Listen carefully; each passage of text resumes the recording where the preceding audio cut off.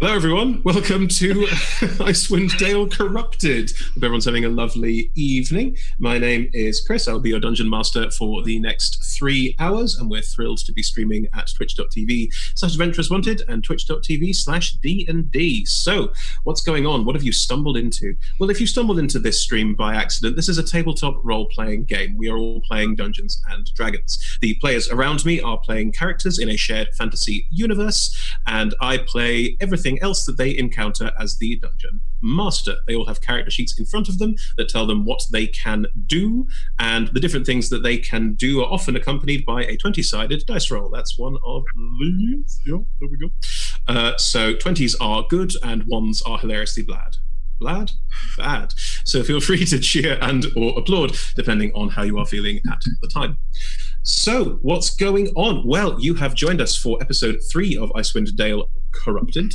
We are playing in the new Dungeons and Dragons. It's not a new setting. Icewind Dale's been around for a very, very long time, but there is a new book coming out in the setting called Icewind Dale, Rime of the Frostmaiden, and we have been privileged to use some of the material from that book to tell you a brand new story. That's what we're doing today.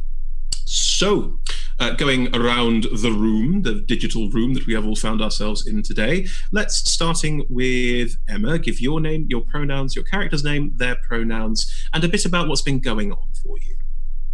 Okay, my name's Emma. I'm gender fluid, but I'm using she, her pronouns today. My character's name is Prosperous. Prosperous is a half-orc paladin of Chontea. So farming, not really sure why I'm in a glacier. No, I'm joking. I'm here to protect this community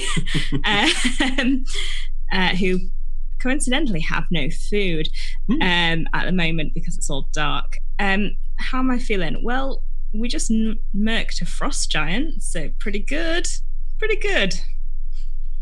Murked. Rebecca. Hi, I'm Rebecca. I use she, her pronouns, and I'm playing Ivy, a human monk who also uses she, her pronouns. Ivy is very excited to be at the very end of nowhere, and is very excited to have got to have punched some things. That has made her very happy, but is maybe aware that this means her "I'm definitely just a minor" is wearing a little thin by this point. I mean, they've seen you literally teleport through areas of shadow. I think they're starting to suss that. No, that didn't happen. I will gaslight people. It's fine. It was really fast. Wow. Okay. George. Hello, I am George, and I use he, him pronouns, and I am playing Ash Rebecca, or Ash to her friend, plural probably, Ms. Beckett to most people, who is the necromancer in charge of the Howling Ravine encampment, which is where all this, well, in the proximity of which all this is going down, and things have not been going that great for her recently. She's had a fairly bad day, I think, so far with various sort of incompetence field surrounding her that extends to her undead assistants. I think if you're new to the stream, then please on our YouTube pop back and have a look at how much Asher is. Yeah, see my pain. watch it several times. George. So she had the ever living shit kicked out of her last time by her own undead and aforementioned frost giant, and just we'll see what happens from here. Lovely. Thank you very much, George. Red. Hi, I'm Red. I'll be using he, him, and I'm playing Milk, who also uses he, him. Milk is also enjoying himself, though a little bit exasperated by being very far away, having a boss who is beginning to wonder quite how incompetent she is, because she's not having a great day, and quite a lot of upstarty other people who are suddenly in the frame and are making his life difficult. And then his squid died, which is very sad. But out of context, that's all very odd. He's a spy, I guess, with an alien god's children growing in his face is his main kind of identifying feature, and a great taste in dresses. Been established. More accessible. Yeah. Lovely. And Poe. Hello, I'm Poe. I use they, them pronouns, and I'm playing Victor, who uses he, him pronouns, and he is a tabaxi cleric who's kind of been bumming down in this mining community and now has been dragged off to help these help find some miners. It was by just coincidence, including his very dear friend who he does hope is okay. But, it's chill. It's fine. Everything's good. Cool. I think it's enough for everyone to pick up from. That's great. Before we dive in too far, we have a couple of areas of business to go through before the stream kicks off. First of all, the stream lasts for roughly 3 hours or so you'll be with us for that amount of time. We have sponsors, D&D Beyond and Ultra Pro, two wonderful sponsors we are thrilled to be working with. D&D Beyond offer a digital compendium of the rules of the game, frankly, so you have access to all of them through their website and through their apps, and it's all a very easy and quick way of handling some of the more complex rules of D&D in one simple place. They have a character builder, which everyone has used to make their character sheets, which you can see on this side of the screen. Could be this side. I can't tell. I'm mirrored in Zoom, so it's very hard to tell. But yes, you can see their character sheets and click through to see all these characters' abilities and a bit more about them if that's your bag. You can also use a dice roller in D&D Beyond. Frankly, it's brilliant. Head to dndbeyond.link/adventurers wanted for more information. Ultra Pro, on the other hand, are very much about the physical tabletop. So they give you dice boxes, dice trays, dice bags, all sorts of things you can pick up there that are useful for your in-game pleasure. They currently have some lovely figurines called Figurines of Wondrous Power that are just some cute little things you can have on your desk. So do check those out. There are some new ones out for Rime of the Frost Maiden that are particularly fitting. So maybe you want to have a look at those and get a sense of where we're going from there. Lovely. Two final areas of business. We are a trans-positive table, and we play with characters and players who are of a gender, who are of different genders, and therefore we are very, very interested in showcasing trans-positivity at our tables and in our games. We have a policy on misgendering, which we're very careful with as part of streaming. But if you note anything that we have done incorrect or anything you'd like to correct us on, please let us know. And that information is always happy to be shared and given. We also use some safety tools on this stream. You will probably see pause cards being flashed at various points throughout the stream. Players can show those if they want to, but there we go. If a pause card is used, that is a good indicator that we need to pause and stop for various reasons. Could be technical, could be practical, but we'll be using those throughout the stream as a safety tool. We'll also be using terms like lines and veils throughout the stream, which you may see more of. If you want more information on any safety tools that we are using, there'll be a link in the Twitch chat that you can take a look at, which is on our website, and we do encourage the use of safety mechanics in all of your games, streamed or home games. Right, I think that's all of the areas of business for today. So, without further ado, let us rejoin the tale of Icewind Dale Corrupted.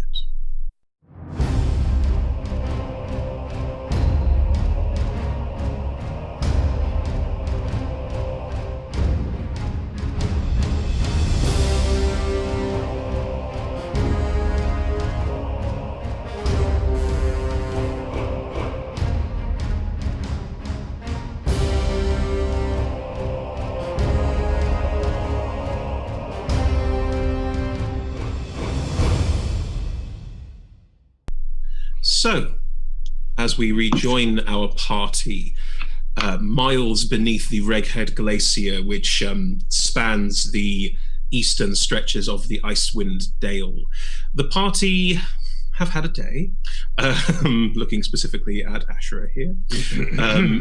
Digging beneath the ice, a team of excavators who work for the Arcane Brotherhood, of which Ashra and Milk are members, discovered something interesting.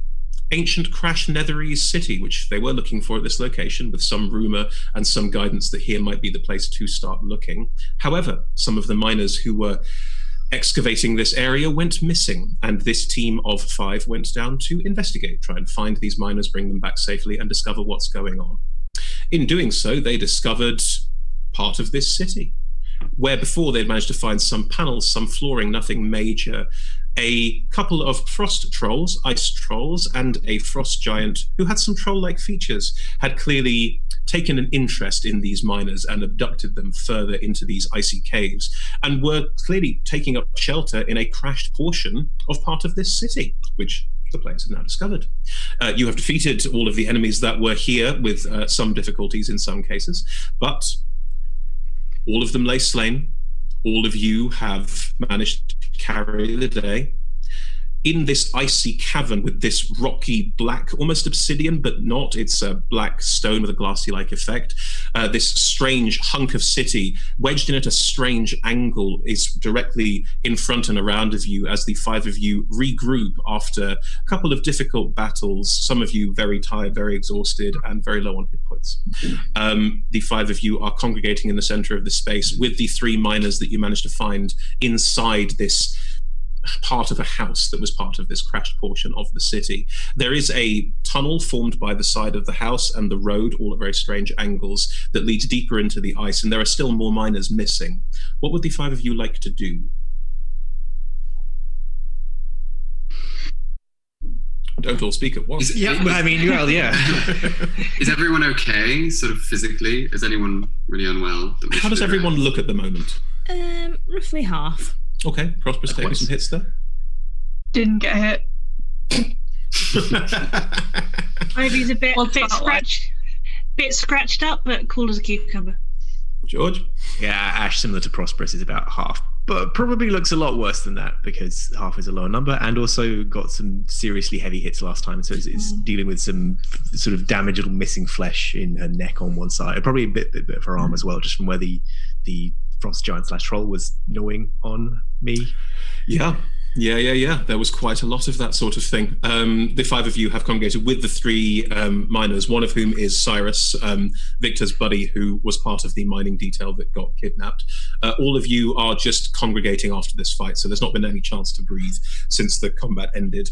Yeah, I think half for me is still more than Ashra's full. Yeah. So.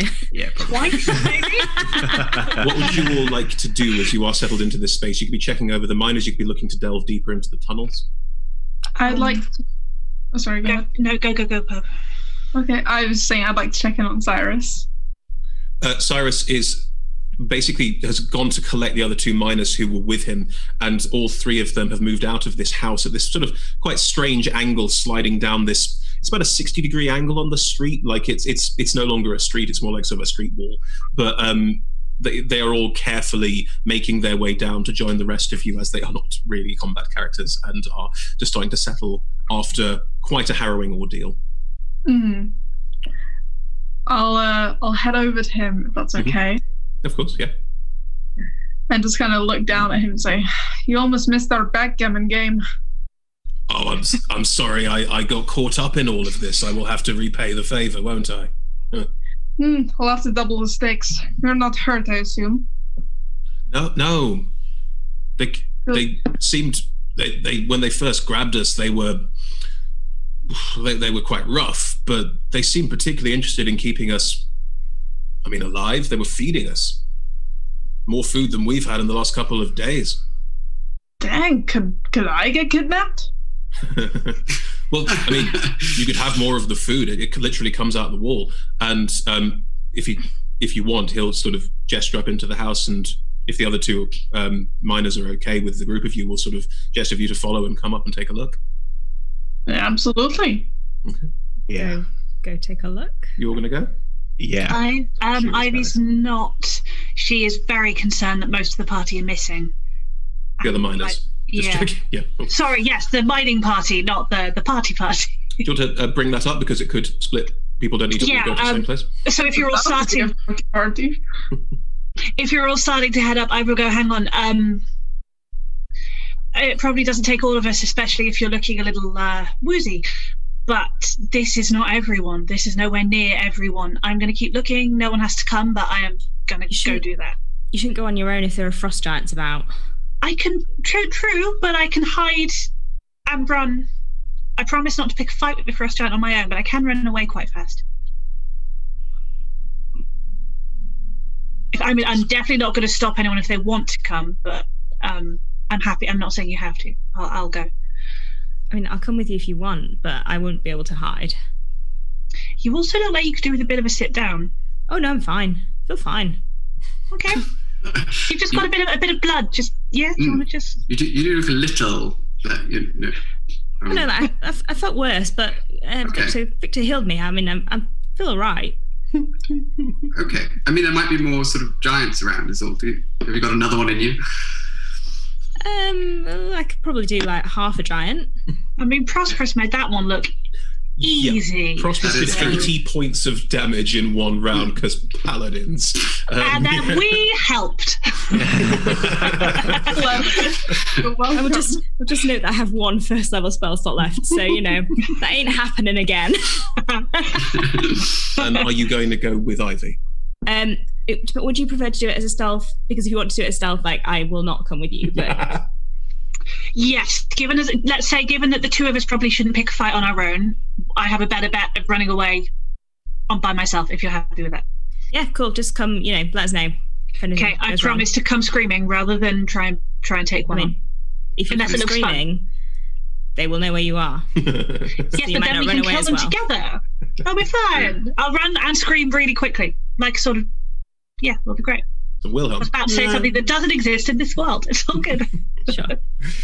So Ivy, you're going to sneak off down this strange, I'm going to use the word tunnel. It is formed by various bits that aren't a tunnel, but this city has stopped being city entirely. It is now detritus, so yes. Cool. Can I stand somewhere so I can hear what's happening in the house, but also next to the tunnel? There are two miners sat on the floor who Cyrus is bringing down, who you could sort of stand guard over if you want to. Be sort of in the middle somewhere. Specifically, I would like to be able to hear what's happening in the house. I don't need to be part of that conversation. I'd like to know what's happening, but also be near the tunnel. Yeah, that is fine. I will allow that. So you can see a screaming Ivy come back. Correct. Yeah, no problem. So Cyrus is going indoors, and there's two more on the ground outdoors. With Prosperous, yes. Okay. I'm intending to go inside, but I'd just like to get more of a sense from the three of them what it is exactly that happened. Okay. So I'm going to ask that of them. You're going to ask that of the miners who are still sat down, or ask that of Cyrus who's going inside? Yeah, if there's two here, I'll take the two. Okay, in which case you're staying with Prosperous here. That's perfectly fine. Victor, you were heading inside with Cyrus. Ash? Mm-hmm. I'm going to see this food dispensary. I want to see what this is, how it works, and whether it can solve our logistical problems at the camp. Sure. Right, let's start with Ivy. Ivy, can you roll me a stealth check, please? Yes. I feel like I have advantage on this. I do have advantage on this because I have sneaky boots. You have sneaky boots. It's their technical term, right? Level 8 character has sneaky boots. That's the thing. That was in that 19, so that is 27. Yeah. That's a nice first roll of the game. Cool. You, clinging to the shadows as you always do, manage to make your way down this sort of strange ice tunnel. You still have dark vision, don't you? Yes, it lasts for ages. 8 hours, I think. You've cast it, so you get 8 hours of dark vision. You don't see much light as you move down here. It is very dark. When you get about maybe 15, 20 feet, a bit further down the corridor, up ahead you do hear a strange sound, of a sort of a...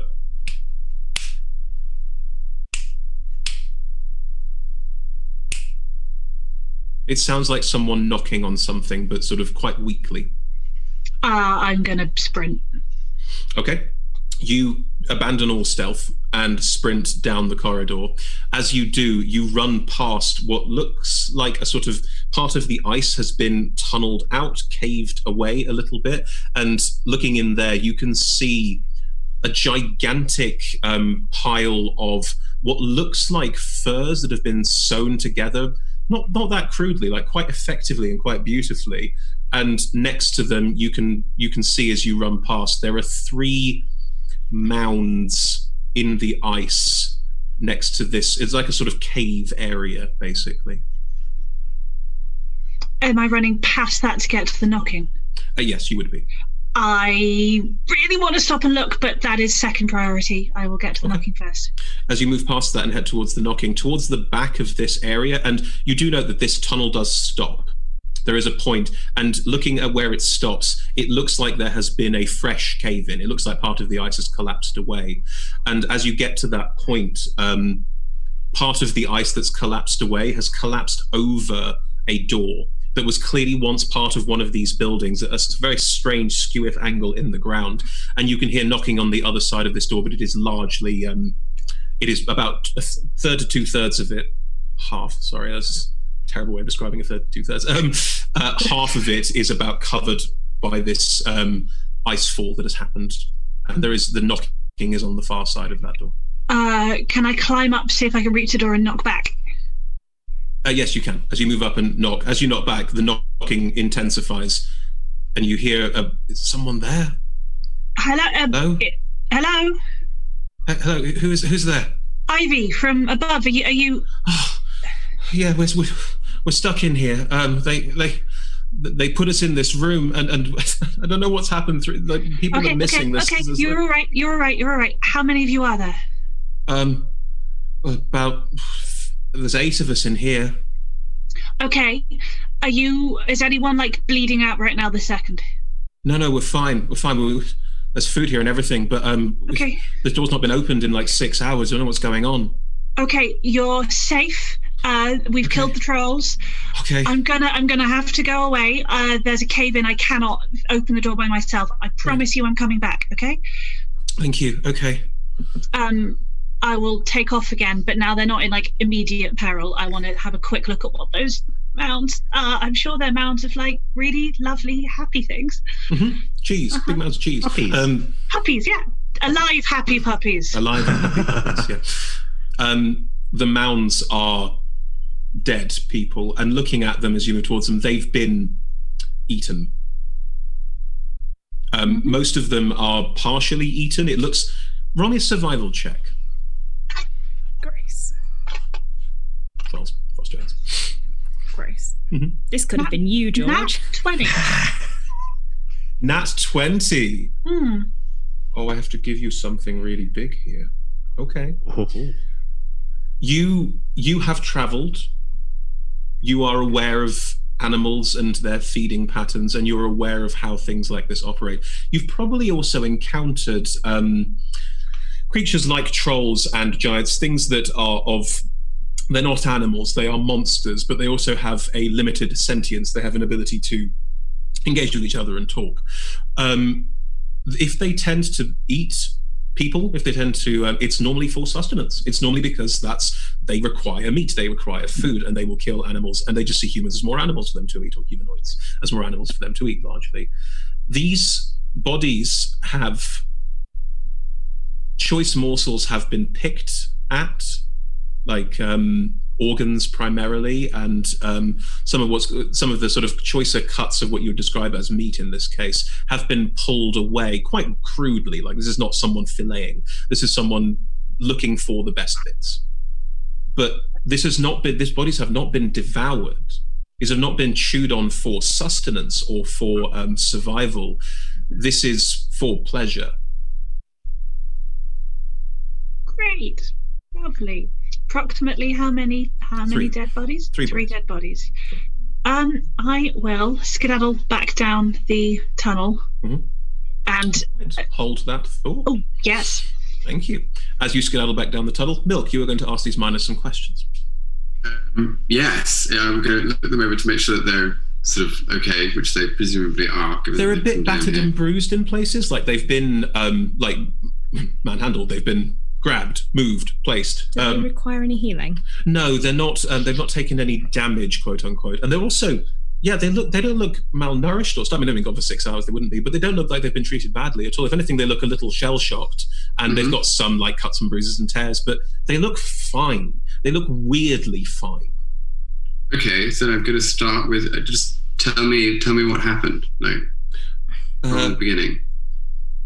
Well, we were just digging away, doing our shift, digging further into the ice, keeping the floor clear so we could work out where the next stage of this, the whatever we're looking for is, the weird black floor thing, which I guess like city or something, I don't know. But yeah, we were digging away, and then the wall burst open and these trolls came out and attacked us, and they were trying to grab people and drag them away. We don't know what they wanted or why they wanted to do it, but we were just being grabbed and dragged, and we were taken back here. And then some people were taken away further down over that way, points down the tunnel. And 3 of us were just taken up into this, the giants seemed to like want a lot of people, and the trolls and the giant, they were talking like, I don't know how to speak like giant language. I have no idea what they were saying, but the trolls hung on to some of us, and the giant took the rest back that way. Did they harm you? Did they seem... No, it's like we were hostages or something. They just took us up and plonked us down, and after a couple of hours, they fed us. They fed you?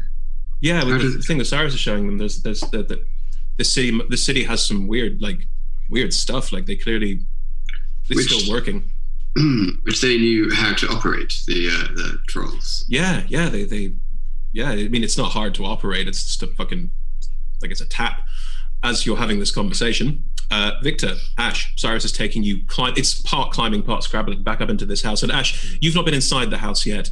You do have a momentary thrill because you've studied Netherese architecture.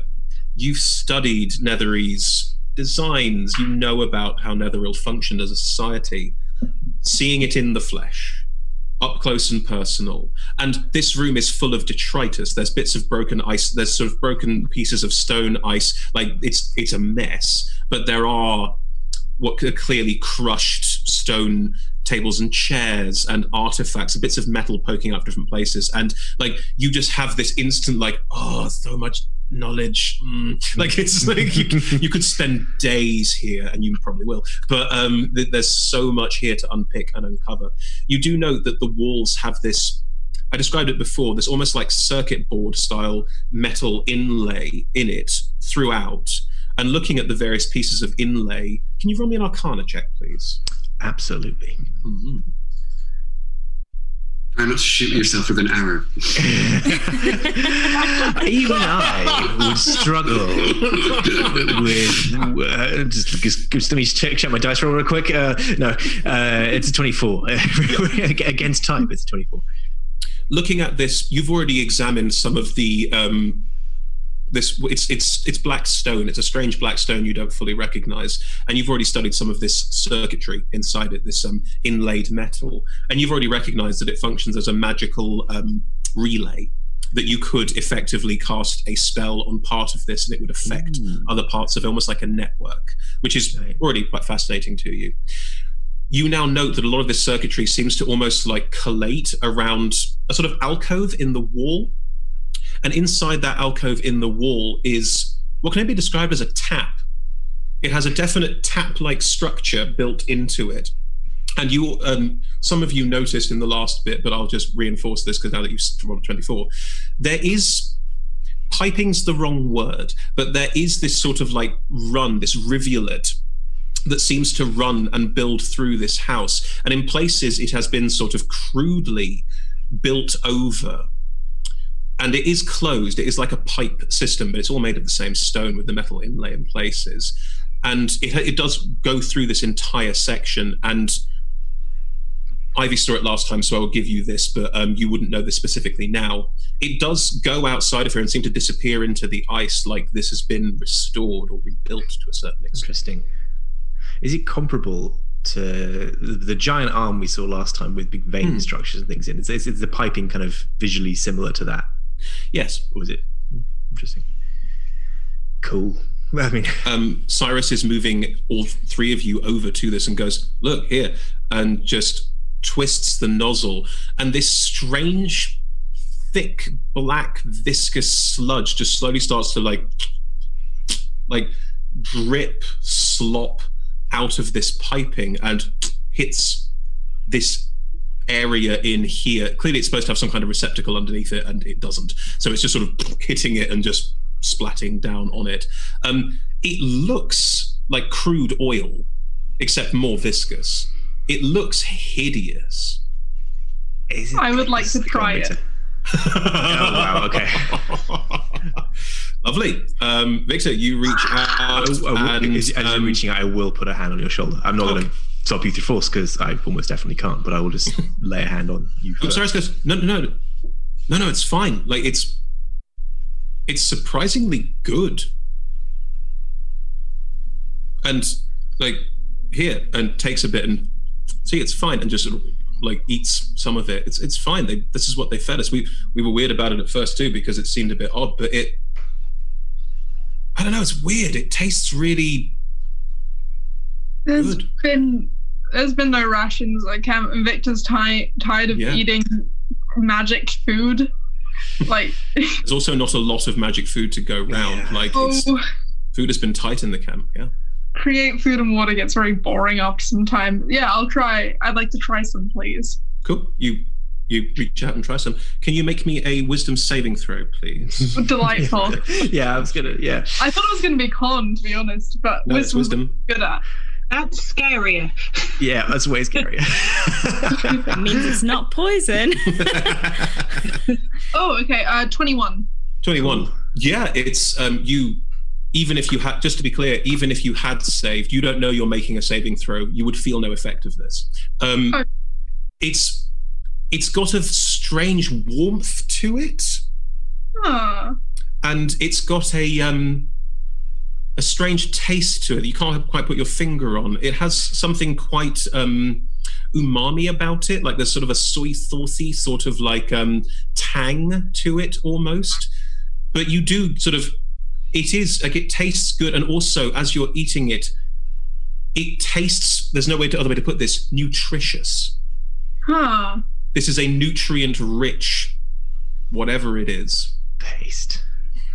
Great. I turn and I say, find some bowls, start handing this out to the other members of the party. I think it's nutritious. I would like to examine it first. Please do. Be my guest. Could I possibly take Cyrus somewhere that would be out of Ashra's earshot? I'm going to be focusing on this, so yeah. As you walk, you could walk back into the room, and you could walk sort of further across the room and whisper. Otherwise, you'd be heading outside where the others are, and they're very clearly listening out for this. So you'd have to be a little coy. I'll take Cyrus aside and just whisper. That's softly. And I say, when we get back up, pack your shit. We're getting out of here. Why? What's going on? Psst. Something's not right here. It's not safe here. And Yeah, you're telling me. well, we had a good run. How long were we here? Good time. Let's go. Somewhere else. Yeah, but like all of the scouts and the caravans that have tried to go back to Ten Towns haven't come back. Maybe they were unlucky. Yeah, Me, maybe. we're the lucky ones. We can make it. I'm really worried about it being safe to go, but if you want to go, that's fine. I'll think Trust about me. it. You don't know what's going on here. And I don't care. Let's just get out of here. But first we gotta get out of this bloody godforsaken place. Cool. Let's cut back. Red, you were in mid-conversation with the miner who just told you about eating the side. Right, I will look at Prosperous, yeah. This DM question. What would it be normal for trolls to feed people? No. Secondly, what did Kenna say about her people's beliefs about this? Because she definitely told me something about it in the first session. I'm really sorry, I don't remember That's it at all. totally fine.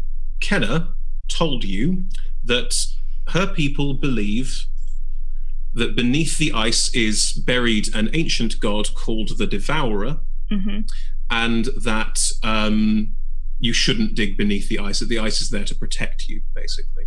Cool. She also told you that she doesn't believe it. She did. However.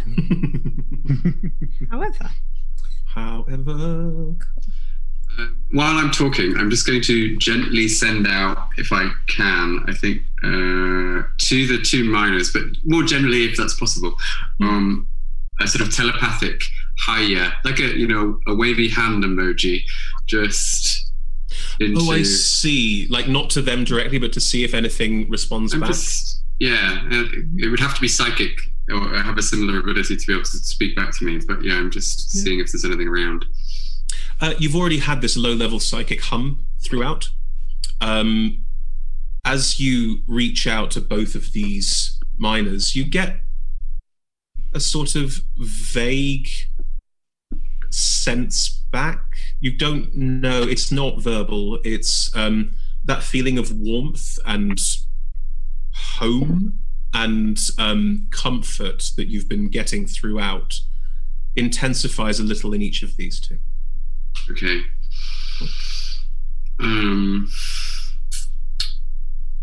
I think I'm going to head indoors, unless Prosperous. It's not normal for trolls to feed people. No. Kenna, her people believe there's something down here. They believe it's a deity they call it the Devourer. I suspect. So I can probably speak to you slightly frankly, as Malinoe isn't with us right now, but she and I have something of an understanding that I am not allowed to do anything that would harm the cargo that you could say I'm carrying. But in return, I am permitted to explore routes that might allow me a way out of my predicament if I don't cause harm to said cargo. I did find it interesting that when I suggested coming here, she was very keen indeed that we did. See. We should be careful, very careful, and trust nothing, touch nothing. Eat nothing. Eat nothing. We should find the others before they do something stupid. I mean, yeah, and with that. Ash, you were investigating the sludge. Yeah.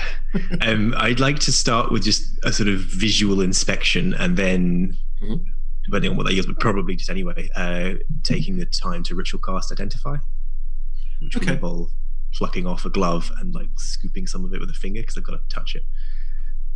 Okay. Which, but visual inspection first. Sure. From a visual inspection, as you reach out and touch this sludge and look at it, it does have a strange viscosity as described, but it's not a liquid. It's a non-Newtonian solid, frankly, but it moves between your fingers in a very strange way. It's not animate in any way, but it does have this, you can almost like roll it up, almost like roll it into a power ball or something. Like it is like something you can like look after. A good chewable liquid, is that what you're saying? A good chewable liquid, yeah, basically, yeah. Bubble tea. Oh. As we've entered, can we see that? Can we see Victor? I'm going to give Ash a little bit of time before that. Are you both entering? Yeah, I will go with Milk just to make doubly sure that no one's doing anything stupid. I mean, as you are leaving, Ivy will be running up, so hold those thoughts together. Ash, as you're holding it in your hand, skin on skin, so it's touching. I'll have to do that. I won't start there, but I will do that eventually. In your glove, you have gloves, as discussed. So you hold it in the glove, and it is very odd. Looking at the wall, you have studied ancient Netheril as part of your prep for all of this, and you do read ancient Netherese. Looking at this, there is some writing on it, and it does say food dispenser across the top. So it is news. Yeah.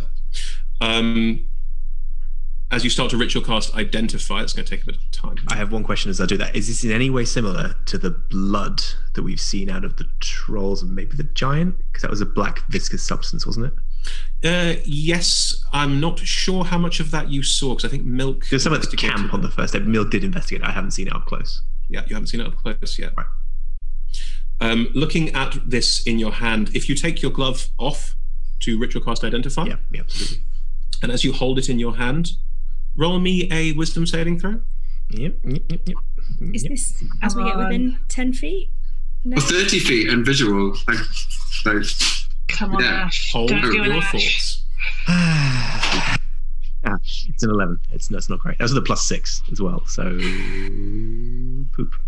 Classic Ash. As you roll it in your... Oh God, it's classic Ash now. As you roll it in your hands, you get...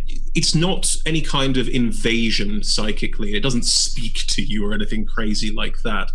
But the sense you get is you trust Netheril. These people, they had their flaws, no question, but they were very, very advanced. And the idea of replacing, difficult consumable food with something that is readily available to everyone feels like a really good idea. And the camp's having food trouble, so this all feels like a very good idea. You take a bite. Sure. It tastes marvelous. It has this sort of wonderful, this like umami-ish quality. There's also a kind of like the texture of it where you expect sort of slimy or gooey. It's almost like you're biting into like a brownie. Like it has an almost sort of firmness to it as it's poured out and as you've coalesced it in your hand. That has a really sort of juicy, delightful quality to it. It's very pleasant. Well, we're going to need more of this for the camp. Yeah. Is this the stuff that was in the trolls? You don't know. Right. As you two are turning to head up into the house to talk to everyone and make sure no one does anything silly, Ivy comes running up. Hi, good news and bad news. Which one do you want first? Good news. Always bad news. Such different people, you and I. Please, do us prosperous. Bad news. There's definitely something wrong with the trolls. They aren't doing normal trolly things. Something weird is going on. I'll tell you more later because... Don't eat anything. Yeah, that's fair. They fed the miners, but also they didn't eat the miners. They just sort of played with them as they killed them. On that note, the other bad news, dead bodies. But the good news, alive bodies. They're trapped. I cannot get them out. I need muscles. Come, please. Are they in immediate danger? I mean, they're trapped behind a door which is half caved in, which could cave in soon. Can we inform the others not to eat anything before first, yes, definitely. They can wait 30 seconds. We're good. Okay, let's do that, and then that, and then... Yeah. Good. Cool. So the two of you heading up, climbing, sort of half climbing, half walking up an incline into the house where, Ash, you don't feel like a sort of compelled to like devour it forever. It's just like you had a bite and gone. It's good. It's good. And actually, you also, if you want to be starting Richcast Identify, you can. Not a problem. You're very comfortable with identifying it. I'm totally going to do that. As the two of you enter, Ash is holding some of this strange viscous black stuff in her hand and is clearly casting a spell. Please tell me you didn't eat any of that. Why would you eat that? Isn't that the blood from inside the trolls? No, it's a kind of nutrient paste. It's what they were feeding the miners, and it seems to be safe, but I'm just verifying. If it's blood, it's very tasty blood. Did you eat it before you verified it? Ashra. Victor ate it. It seems safe. I've tried some as part of my investigation. I've never felt safer. Just to be clear, when Prosperous entered this space and came within, 15 feet? 10 feet. 10 feet. Prosperous has an aura that blocks charm effects. Ashra, you don't feel dramatically different, but you do have a slight moment of, I did just eat that without checking it. That's unlike me. Yep, I'm covering for it, but that's exactly it. Victor, you feel fine. Nothing's changed for you. That's very much. Can I insight check that? Because I know that I do that. That's awesome. I know that I do that. Yes, I know that I have that. It's a thing that I do. Yes, but do you suspect that food charms people? She's a smart wizard. She doesn't just eat things without identifying them. It's weird, and the trolls are being weird, and the whole place is weird. Yeah. Okay, insight check, Ashra. That's fine. Ashra, there's either a deception or performance check. I've rolled a deception check. Yeah. Ooh, that's a 21. Yeah, I rolled a 13. I am covering for the fact that that's a really foolish thing to do. I wouldn't do that. But I'm just like, yes, no, it seems safe. It's part of my investigations in the normal course of things. Obviously, when testing a suspicious magical substance, you eat some of it. Yes. You're lying! Just cock an eyebrow. Well, it's complicated. It's not. Put it down. No one should touch it. Nothing. Ashra, get yourself together. God damn it. Having taken this risk, there's no point stopping what I'm doing now. I can at least verify what, if anything, is wrong with it.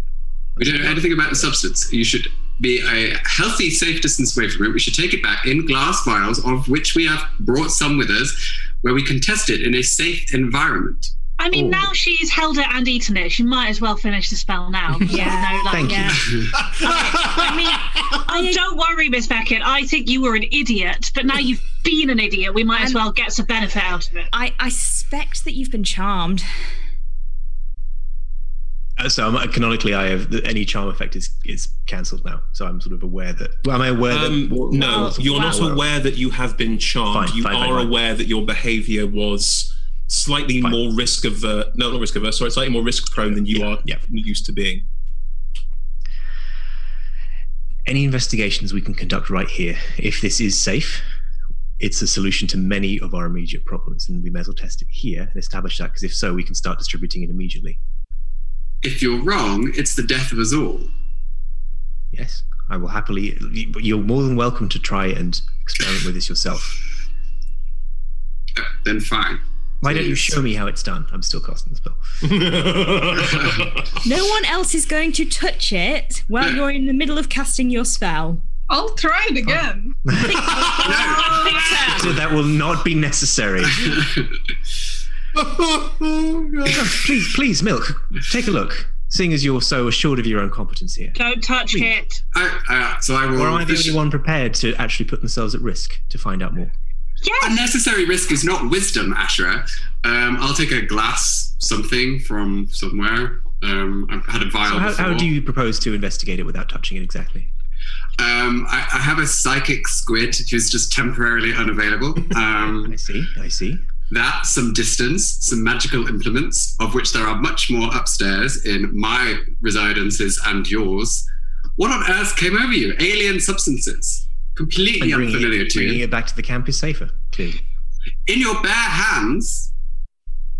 Okay. This argument over correct scientific practice is lovely. We have 8 of your employees trapped over there. Could you do this or not do this, but not fight right now, please? You're right. Fine. Well, in any case, trapped how?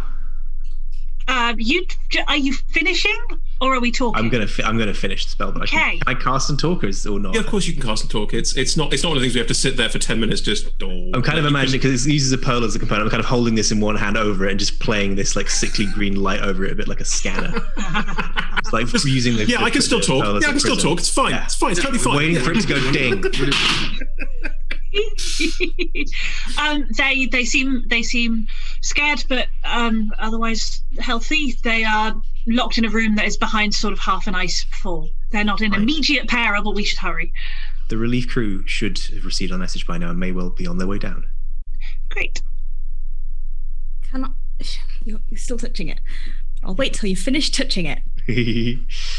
Milk, do you want to go get some more? I'm going to get some more. Yeah, I'm going to very carefully not touch it, and I'm going to as I get it out, I'm going to compare it to the other one that's in my. Do you do that in an obvious way, or do you do that in a? I probably do that, given that there's people who've now eaten it. I'm probably going to do that in a subtle way. If I don't think I can do that here, I'll do that somewhere else. But. You can roll me a sleight of hand check to do it here, or you can just bottle it and do it somewhere else and not have to roll a check. It's entirely up to you. What would happen if I just momentarily created an artificial wall around myself using a silent image? Would that block everyone's vision for a second? How many spell slots do you have? Oh, you can cast silent image at will, can't you? It's up to people. How would people feel if Milk suddenly went over to the bit where the sludge comes out and then the wall went up? Deeply and then suspicious. Fine, done. Deeply suspicious. Are you eating it? No, Are you giving it to Victor? Please don't. No, I just sometimes my little magics go off without my intentions. It's a bit of a Insight check. Hey, people deserve their secrets. Oh my God. I have rolled a nat 1, so I believe that sometimes your magics go off. I rolled 12. I got a 19 on my deception. Oh well, Milk. In my head, in the background. You should be careful with that. In your head, sorry, Rebecca. In the background to all of this is just Victor tucking into his third bowl. Yeah. I would actually, and I don't believe anything will come of this, but I would like to cast Detect Poison and Disease. Admittedly, belatedly. Do you have to touch it to cast Detect Poison and Disease? Yes, I do. But I'll just stick a finger into it and into what? Into which bit? Has Cyrus still got some? Yeah. Cyrus has still got some. Yeah. Sharing a sharer's platter. Yeah, Cyrus is sort of listening to everyone and not eating the stuff that's in his hand. But you are very welcome to reach out and touch it and make a detect poison. After a couple mouthfuls, I thought actually this might be a good idea. So did the two things look the same after that? Hold that thought. Okay. One at a time. You cast Detect Poison and Disease, Victor, and there's no poison or disease in this food. It's not poisonous or diseased in any way. Dig in then. You take just take a bite. Yeah. You don't make a wisdom saving throw. What's happened is I've tucked in and been like, wait a minute. Nope, still fine. So during this whole conversation, Vic's just there, nom, nom, nom. Yeah, it's good. It tastes like umami. It tastes, not only does it taste excellent, it also, there is a sense that that this is actually quite wholesome. Like, you are feeling fed. You are feeling like, even after just like a couple of mouthfuls, you feel full. I've felt full in a while. I know, that's how I felt. It's amazing stuff.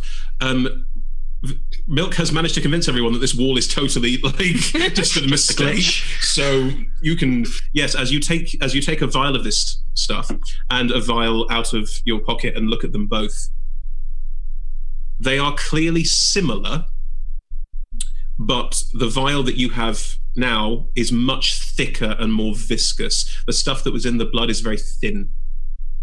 Okay. It's got a very similar property. Like, you can tell they are clearly similar and probably related, but... Okay. I'll pop them both in my pocket and get rid of the wall. And then go, Victor, what on earth are you doing? There's no poison or disease. It's fine. It's probably magical. There are other things in the world aside from poison and disease. You're still doing it. Twice as good as this does. I mean, Victor, if you keep eating after feeling full, you are going to start feeling slightly ill because it does fill you up significantly. Yeah, I feel full and good now, and I'm gonna make sure everyone else is. There are them. I know they've eaten, but also, I'm gonna say, well, we're going to find more. Let's bring more. No. Why not? Because it could be dangerous. It's from a cave underground from an ancient apocalyptic civilization. An ancient, extremely advanced civilization. That died! That killed the god of magic. You could be Wasn't eating the from food their that sewage killed the Probably god? very well fed while we did it. What? Can we go, save the miners now, maybe? Asher, I'm going to say you finished. They were already malnourished when they went down here. They're probably more hungry now. Let's just bring... Do you have anything else to give them? Getting them above ground is a priority, I think. Do the three of you head off? Because the three of you were going to go and deal with the door. Wait, no. Has it only takes 10 minutes? Is it done yet? This conversation hasn't lasted 10 minutes yet. I'm really reluctant to leave Ashra at the moment, because if I'm right and she has been charmed, I don't know who's charmed her or what it wants, and she's a powerful wizard. I'm not going. Stay with her. Compliment. I don't want to be shot in the back by skeletons. No. No, they only did that to her. It's fine. Okay, we wait. You'll wait. Okay, Ashra, as you finish scanning and finish casting Identify, can you roll me an Arcana check, please? Absolutely. 22. Great. The magic of this, if there is magic of it, is that it has been magically processed. You're starting to realize that this is food stuffs. Like, you don't know exactly what the ingredient list is, but it has been made from a lot of different foods that have been broken down magically to create a nutrient-rich food. And you also realize, you compare it in your mind to a spell that druids cast to do with berries, good berries, that this does have a similar functionality, that you can survive on a very small amount of this for a very, very long time. That it effectively will, a single pellet the size that you're holding would nourish you for a day. And you also get a vague, strange magical essence of it that you don't quite understand. It's not harmful. It's not dangerous. There's nothing about it that says problematic or issue or this is a bad thing. But something about it has a quality that you recognize as psionic, but you don't know what it is or what it does. Okay. I will flick the paste off my hand and prestidigitate the mess away. As soon as you do that, I reach out and touch you and cast protection from good and evil. Protection from good and evil. Yeah, go on. Until the spell ends, one willing creature you touch is protected against certain types of creatures. Aberrations, celestials, elementals, fae, fiends, and undead. Creatures of these types have disadvantage on attack rolls against the target. The target also can't be charmed, frightened, or possessed by them. If the target is already charmed, frightened, or possessed by such a creature, the target has advantage on any new saving throw against the relevant effect. On any new saving throw? Yes. Cool. Nothing happens. I think the most important part of that might be that I'm protected from undead, which as we know, is relevant. It's extremely tactically good and extremely subtle shade. Thank you. I'll take my time about cleaning up, give you a sort of a bit of a half look and pull the glove on, but I'm taking my time before turning back to announcing the results. If you're taking your time, I'm just running. Screw you. Ivy will be watching you going, Yeah, I'm waiting. It's fundamentally a high-value nutrient paste. There is some component I can't identify, so nothing that seems malicious, but it should be a last resort rather than an immediate measure to resolve the food supply issues. That's lovely. Can we go? Take some of this with you. They were malnourished before they came down here. No, Victor, last resort. There is so much. These pipes are full of it, right? Let's walk and talk. Let's go. Yeah. Let's go. People trapped. People we like. As the five of you leave, Victor, Cyrus hangs back a little and then looks at you and goes, I tell him, wait here for me, and I give him my dagger. Thanks. Do you think we should be worried about eating this stuff? No. Cool. Yeah. I mean, go easy on it. Don't overeat. But, no, I'm not hungry. No, yeah, great. Just I feel better than I felt in weeks. Stay safe. Don't do anything stupid, and wait till I get back. I'll go join the others. Great. I'll head off. Cool. Cyrus joins the other three miners. Are the five of you heading into the tunnel? Cool. Lead the way, Ivy. Ivy, you can lead them back the way you came. You can show them everything. How big is the side cave with the furs and the dead people? As in, Ivy would try and block it off from the miners on their way back if she possibly can. Oh no, it's a giant was inside there. Like, it's huge. Like, it would be very hard to hide what's in there. You could cover the bodies with the furs, and you again know that these furs have been very nicely made. Like, they've clearly been made by a very large needle, but that you note that these are well constructed, and there's also a values distance in your head between the giant creature that you encountered and this rug, this cloth, this. Yeah. Ivy will she'll point them down that way, and then take a second to pull the furs over and take a really fun moment to see if she can spot any identifying features, so she knows what to tell any of their friends and family up top. Cool. Roll me a medicine check. So good. Actually, I'm not that terrible at that. That's 15. Cool. You managed to cover the bodies quite successfully. You can tell a lot of the recognizable features are gone, but in some cases the head is still intact, so you can recognize two of them. One of them you can't know from what's left who this is. We can know from the rotor, so yeah, we can. Yeah, you can get the species. They're a dwarf, but beyond that. If we're all there when that's happening, I'm going to hang back by these bodies if everyone's moving forward. Or indeed, I'll just start. I'm going to try and look for one which has a nice complete head and then cut the head off. What are you doing? Research. No, leave that. No, I need it for research. It's okay, fine. What you need is to back off. No, it's fine. They're very clearly dead. Very clearly dead. Not using it anymore. It's okay. That's not how it works. Who are you talking to, Ashra? Milk. No, it is. Could be quite important. I'm going to physically intervene. What are you doing? This is my work. Valuable information contained in here, accessible. Yes, accessible. That is a person, not a little lab experiment. No, that was a person. What that is now is a corpse. We're not butcher's milk. It's meat for research. Victor is unspeakably angry and is just gonna take a step back. Take a step back, but this is all a bit familiar, and so it's just gonna keep walking forward and leave that in behind him. Just to check, Red, I'm assuming this is for casting Speak with Dead? Yeah. Then it would work. If you have the head, you can talk to the head. That was my thing. If you want to pull rank, Asher, I'll happily bend.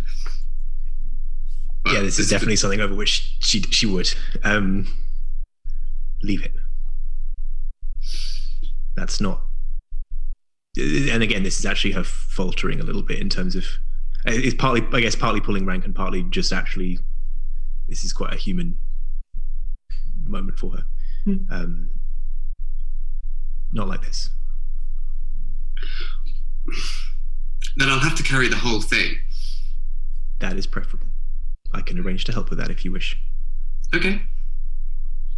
And he'll give you a kind of gracious but like only semi-sarcastic bow. He's genuinely respectful of your wishes. Ash, you send your there are two remaining skeletons. They could collect this body, and because they're your skeletons, they can do so in a way that is respectful and is making sure that pieces are kept together, so it is one entire body, and therefore it can still be looked after and maintained if necessary. Yeah, I'll dispatch them back to the camp. It'll take them a minute to do this anyway, so we can start that process of looking after the body. And as you watch, I'll give those orders to the skeletons. So, yeah. It's up to you. You can describe this if you like, George, or I can, of the way the skeletons do. Like, there is a reverence to the way they treat the body, which is clearly come from Ashra, and they are handling all of this very, very respectfully and carefully, which all of you can see. I didn't stay for this. You didn't stay, moved on. I'm digging. Yeah, you're digging. Victor's digging as well. Well, Ivy, if you're there, you see that. Yep. Let's deal with the matter at hand. Cool. You all move forward, and this door is still quite heavily covered in ice. If the two of you have been stepped in to dig, can you roll me athletics checks to give me a sense of how much you've managed to free?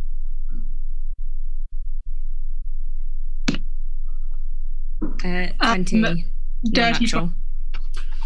Wow. The two of you have already cleared a quarter of this door just by getting in and just choking and moving all of the ice and rock out. Victor's claws come out like shing, and yeah.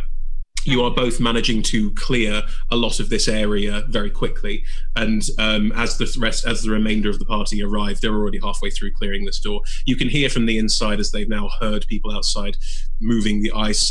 Couple of people banging on the door, shouts of help, get us out. Like, it's. I think I am providing reassurance as I dig. Like, I know these people. Yeah, like, cool. Don't worry. Like, we're nearly there. It's me and Victor, doing fine. Cool. Lovely. You successfully, I think, with two non-natural 20s, I say, if the other three of you want to assist, you can help out a little, but generally speaking, the door is cleared quite quickly and opened. And as the door is opened, 8 more miners come stumbling out, and just the space inside that they were in is completely black, dark.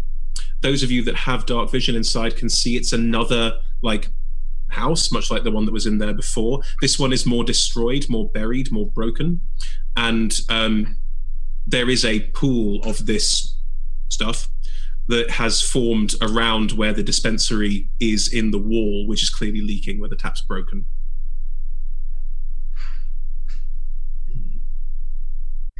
Is anyone hurt? We've got Victor and Prosperous. Does anyone need help? No, we're fine. They dragged us out of the tunnel and brought us down here, and then they split us off, and the giant threw us in here and shut the door, and we've just been waiting. They didn't do anything else. They didn't say anything else. No, they just threw us in here. He opened the door and took a couple of people out, and then we heard screams. Guessing they're Yeah, we found them. Yeah, okay. I think we were a larder. I don't know. Yeah, don't worry. We're going to get you back up top. Pretty much now, right, Prosperous? Shall we? Okay, well, you should take some of this stuff with you, by the way, points over at the pool. It's like we tried eating some of it because we were worried and hungry, and it's actually really good. It helped all of us. We all feel really Like, how did it make good. you feel?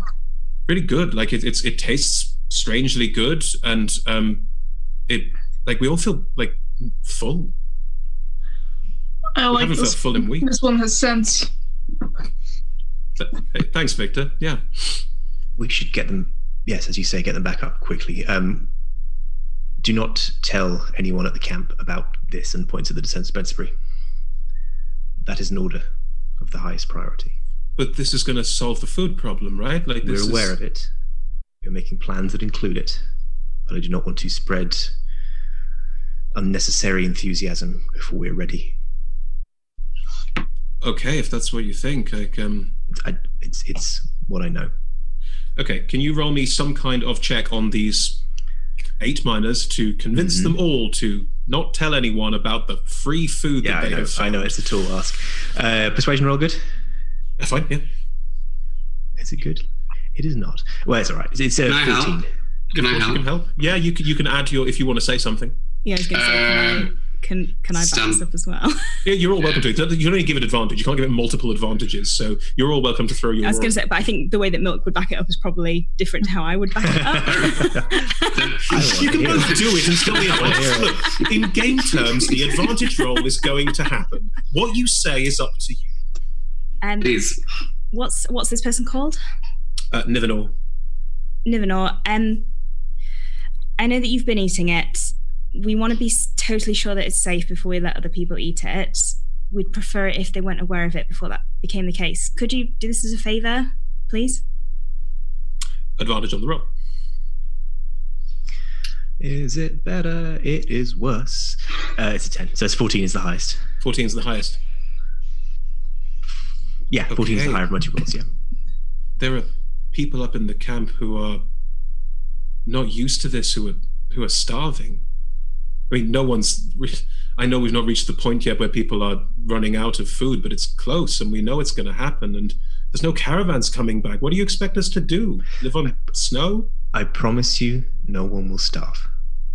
Miss Beckett, no one need eat it yet, but we can't bring some up anyway. Monitor me, I'm fine. I intend to. But let's bring some. There's no sense leaving it down It's here. lain here for thousands of years.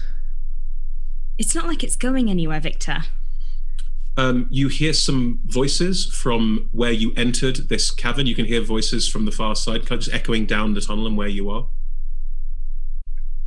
I'm just going to turn and step away from this conversation, go straight up towards presumably the crew. Mm-hmm. You start walking out of here and start walking up the tunnel. Cape Heel turn. Cape Heel turn. Cool. I would like to follow behind Ms. Beckett just because it's probably the crew, but she's also walking towards unknown voices in a dark cabin. So I will just shadow her slightly just in case. Mm-hmm. Mm-hmm. Mm-hmm. Cool. The two of you walk up. What the rest of you do? I'm going to stay near Victor because I'm worried that Victor is becoming a problem. That's fair. Victor, what are you doing? Steaming. Milk, what are you doing? I'm going to check over the miners. I'm just looking for anything suspicious. What would you like to roll? Probably an investigation. I imagine him he's got not, he'll using whatever psychic feeders he has, but checking eyes. Sure, roll me, it could be a medicine check if you wanted, or an investigation check. I don't mind either way. That both. Oh, I think I have more medicine. We'll have medicine. Do that. Okay. 21. Sure. As you look over the people, as you take a closer look at, you do a couple of eye checks and that sort of thing, they seem healthy. They seem hale and hearty. And if anything, they look healthier than they looked this morning. Any wounds, like broken limbs or anything? No. Some of them were a bit battered and bruised and sort of dragged in and thrown into this room, obviously, but none of them have had any major injuries. No. As your psychic feelers reach out again, as you did with the other miners who were down here, you do get this sort of vague sort of echo back of this general psychic hum you've had already over the past couple of hours from being deeper inside here. You do get some of that echo back again, and they're all clearly echoing that back slightly, but none of them appear to be aware of it in any way. I'll turn to Prosperous then when I'm done and be like, I feel as though we should get above ground as soon as possible. I concur. It's cold down here. Should we march them out? Yeah. Can I take Victor to the side? Sure. Okay. I'll start. Yeah, the miners are all sort of thanking you for rescuing them, and they're all moving out with you, and we'll get to what Ivy and Ash are up to in a sec. But yeah. Victor, have you ever been in a situation where doing the thing that seemed the most obvious made it significantly worse? Many times. Do you feel like maybe we're in that situation right now? I get people in that hut every day thinking they're dying and they're just hungry. There's food here. Why make people wait any longer? Because I really think Asher was charmed by it. Do I seem charmed to you? Am I any more charming than I usually am? I also know charm effects that affect one person that don't affect others. I just think we should be careful. Can I ask something in the metagame? Of course. How would people feel about, like, as a character choice, Victor attempting to sneak some back up? And that's something I want to ask now because I don't want to fuck everything over. As a player, I'm fine with it. Yeah, as a character, I might stop you, but as a player, go for it. Okay. Yeah, okay. Victor nods and kind of moves away. And do you want to roll an insight check, Em? I will roll an insight check on that. Here you go. I'm just going to stand over here by the thing, but I'm not going to touch it. I'm totally convinced. I rolled 10. You rolled 10 on an insight check. Cool. Victor, are you going to roll to deceive that you agree with Prosperous at this point, or are you just going to... Yeah, I'll do that. Okay. I'll say, well, you must know better than I do. Ooh, deception. No. That's 6. Here you go. Never mind. Victor, I don't think I know better than you, but I just believe in being careful. I thought you did as well. I thought you looked after these people. I'm really disappointed that you don't feel that that's the case. I'm trying to look after these people. You're not. I'm trying to look after these people, and I'm not going to do it because someone tells me to do it. There are other ways to feed people. How? Because everything else has been working wonderfully. We can go look for the caravans. We can go look for people in other communities. We can find food that isn't this. What's wrong with this? Were you listening to anything I just said? Yes. Do you value me as a friend? Are we friends? I thought so. You have a funny choice in friends, Prosperous. It's just going to turn and walk away. Okay. I'd like to take my hip flask and just down it, like make sure it's empty. Mm-hmm. And I'm going to attempt to try and fill it from one of the taps. Cool. The room behind you where the miners left and everyone has now filed out of, you're alone here. It's just a pool. You can just dip it in. Oh, sweet. I'll do that. Should I roll stealth for that, or? Prosperous has stormed off. Like, I'm pretty sure you're not checking. Oh, yeah. Sweet. I didn't storm. I just walked away. Okay. The feeling is disappointed more than anything else. I want you to feel disappointed in me. Yeah. Like the it's not like sort of scooping up liquid. You have to sort of like push the air out and then use the air pressure to suck it in. Oh yeah. But you do sort of fill as much as you can a hip flask, which you... Great. I screw it back up and put it back on my hip. You notice as you're doing this, and I didn't mention this earlier, but Ash, as you were cleaning your hand, you don't need to. It doesn't leave a film. It doesn't leave any kind of mess. It forms into solids and then stays that way. Totally fine. Yeah. It's a non-Newtonian fluid. Cool. So, cool. Ashra and Ivy, you were stepping out of here, and Milk will be joining you with the other miners, and then Prosperous and Victor at a certain point. As you all step out of this corridor, up ahead of you, you can see there's a team of miners, and Raoul is there with them. And they are stepping into this space and looking in, wonderment at this fragment of city as everything you were looking for.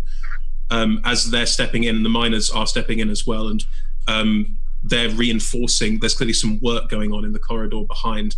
Raoul just shouts down, hey, Ashra, everything all right? Look up, straighten up a little bit, trying to show how badly wounded I am.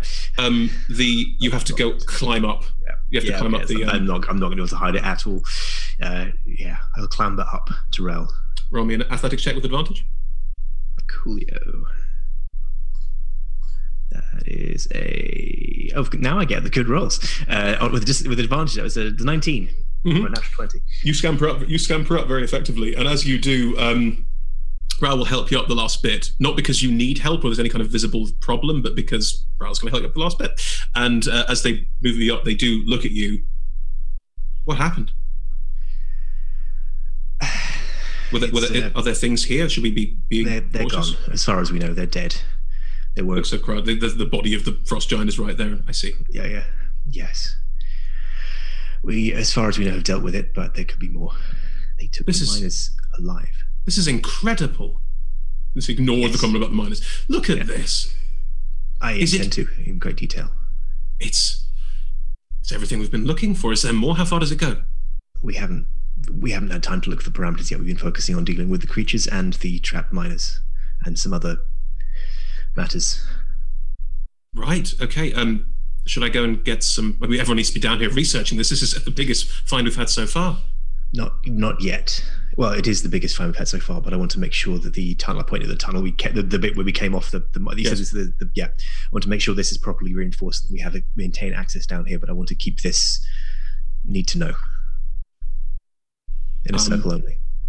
Looks down where Milk and a bunch of miners, about 8 of them, are joining up with the other 3, moving out, and behind him, in the tunnel, you hear someone go, "Look at that hand! I know, wow!" And just looks back at you, and I don't know how you think we're going to keep this secret, or frankly, what we don't need to keep is. the whole thing secret. It's just we've discovered something that could cause ripples in the camp, given the situation is quite fractious, and I want to keep that from happening for as long as possible. Have you climbed up with Ashra, or are you staying down below? I'll have probably. No, I'll have hung down below if once the people at the top are definitely friendly. They are, yeah. I will lurk at the bottom and keep an eye that the miners are coming out. They are. You can see them all coming out. What's going on?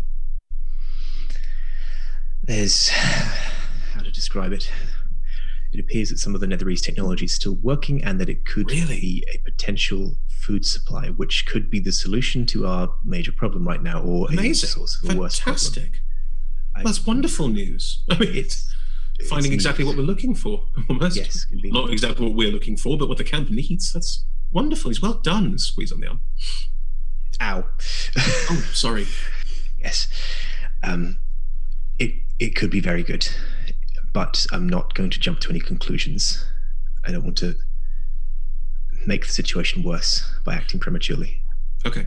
I'll make sure the people fitting the tunnel here don't come it's going to get down. Out one way or the other. Yes, keep the buildings off limits, make sure this is reinforced, and when I get back to camp, I'll see about posting some trusted guards.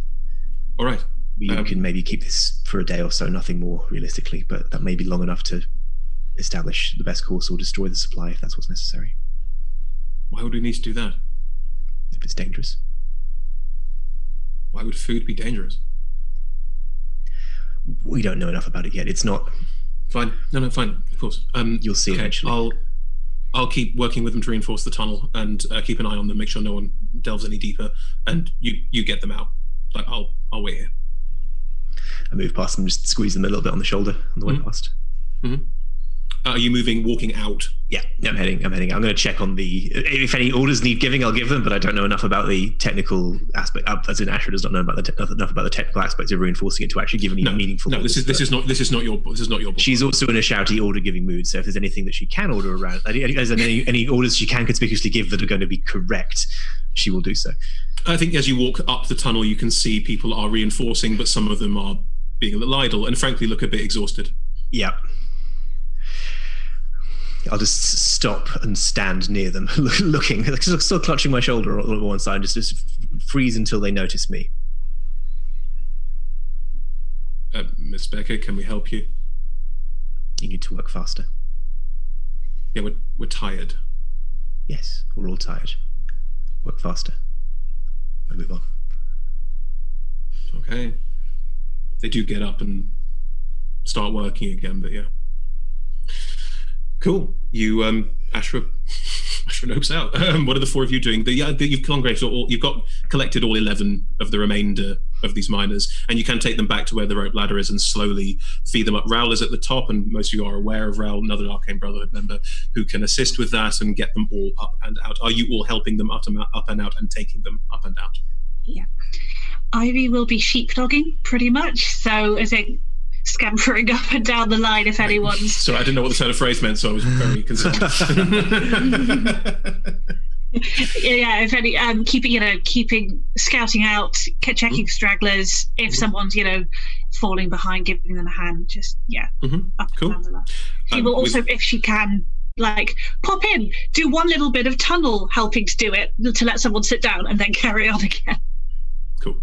As you're moving back and forth, helping out with everything that's there, the miners who you rescued, as they get to the top and as they move up out, they're not actively, openly going, "Peeps, there's food! Oh my god!" They are notably keeping quiet, and you do all see points when one of the people excavating the tunnel and making it more secure goes, "Hey, is everything okay? I'll stop someone." They go, "Yeah, it's fine. We can't talk about it." There is a very definite something happened down there, but we're not saying what it is yet. We were asked not to. So there is clearly within the miners community, if nowhere else, there is a sense of something shifty's going on. But beyond that, you haven't seen anyone go, "There's food there, you should go." That hasn't happened yet. Is Kenna working on this tunnel? No. Okay. Are you all going to basically help everyone up and out? The rope has been placed back on the shear, so you can all get out, so you can all get back to the encampment. Well then, as you all make your way back up to the encampment, I think that's where we'll take our first break. This game is tense. Rough scenes. Oh. Sorry, you're right, Poe. No, I'm fine. Good, lovely. Thank you for checking in. Great, thank you, everyone. Let's pick up again after the break. So everyone, see you after the break.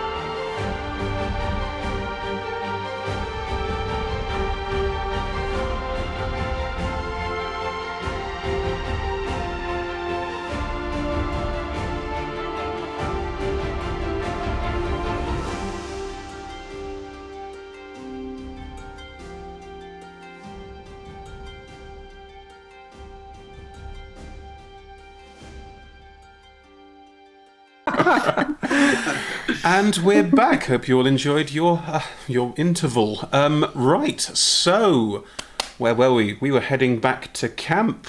We were heading back to see how everyone feels about the stuff. Ashra, you were going ahead, so you'll be arriving before everyone else does. What is your plan? I'm gonna make a beeline back to my tent.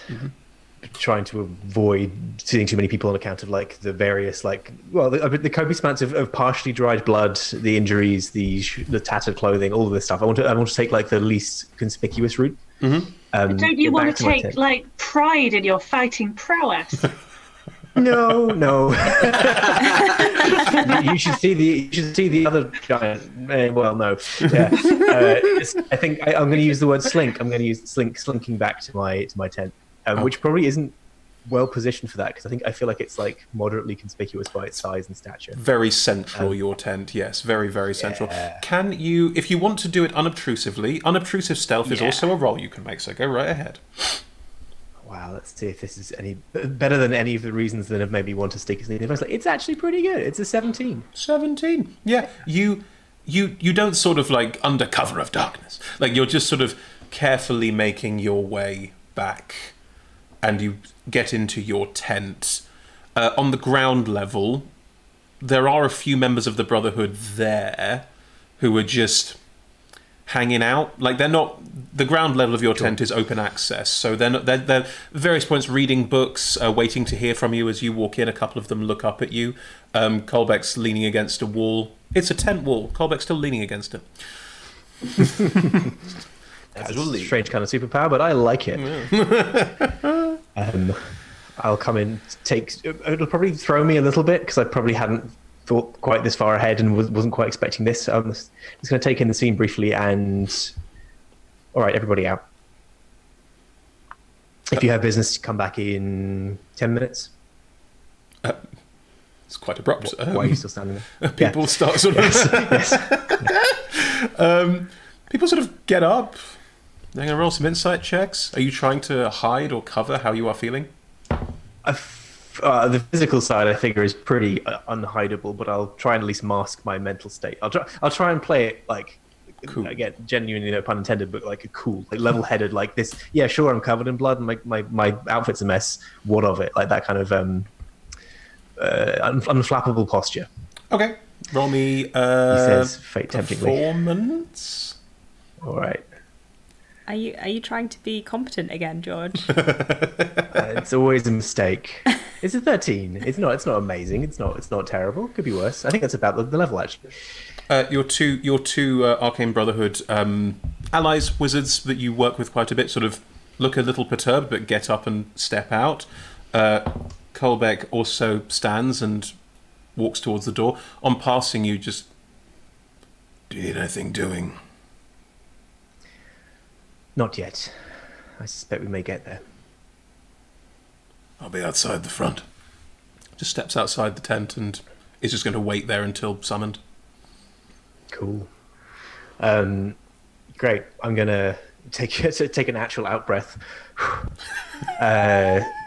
Change my outfit is the first step. Like make myself presentable, which is partly about like mentally recomposing as well as sort of physically like putting on a better face. Just for the imagery, your tent is a 2-story tent.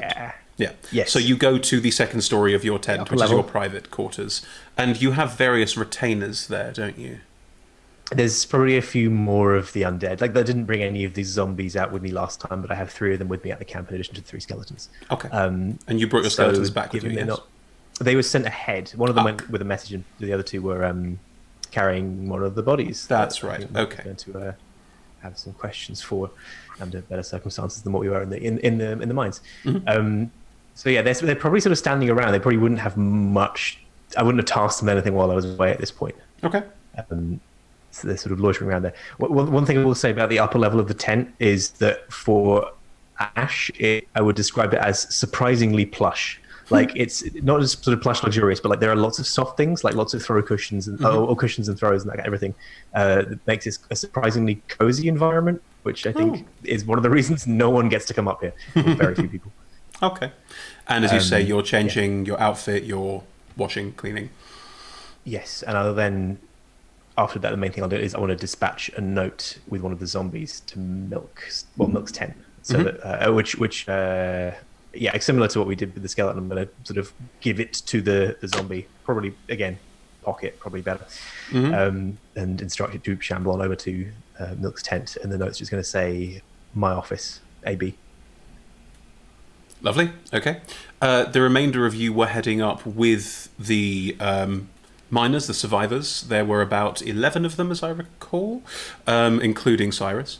And as you are all heading up through these tunnels and out, the guide rope where the shear is has been replaced.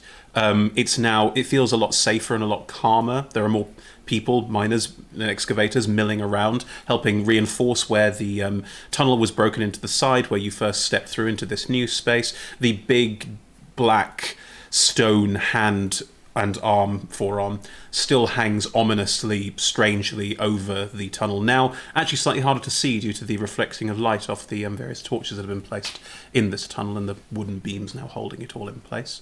Anything the four of you are doing as you're heading back up? I take Cyrus, I go straight to the mash bar. Mm-hmm.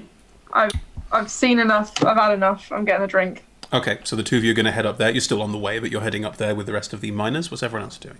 I want to talk to Kenna when we get up, but nothing on the way. Mm-hmm, sure. Ivy? Milk? Very similarly, want to get out and find Aspen. Mm-hmm. Just going to head on out, and I want to resummon Malinoe ASAP. Okay. As you get back to your tent, you all took a bit longer to get out than Ash. There is a zombie waiting at your tent with a note saying, my office now. It's up to you whether you go before or after you summon your familiar. It just said my office. It didn't say now. The Oh, now I was very apologise. much implied. I apologize. I feel like I can sense the now. Sort of More powerful for being unwritten. examine the way that the AB has been written and judge the pen pressure. Kurt.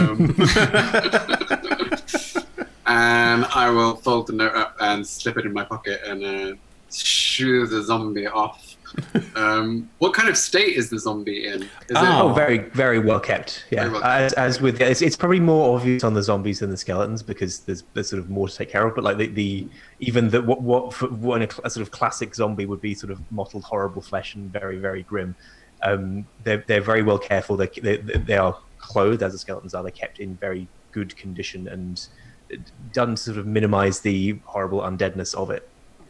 Oh, great. Well, in that case, I have no complaints. I shuffle the zombie off in that case and enter my own tent, which is much larger on the inside than on the outside. Yeah, of course. No copyright infringement at all.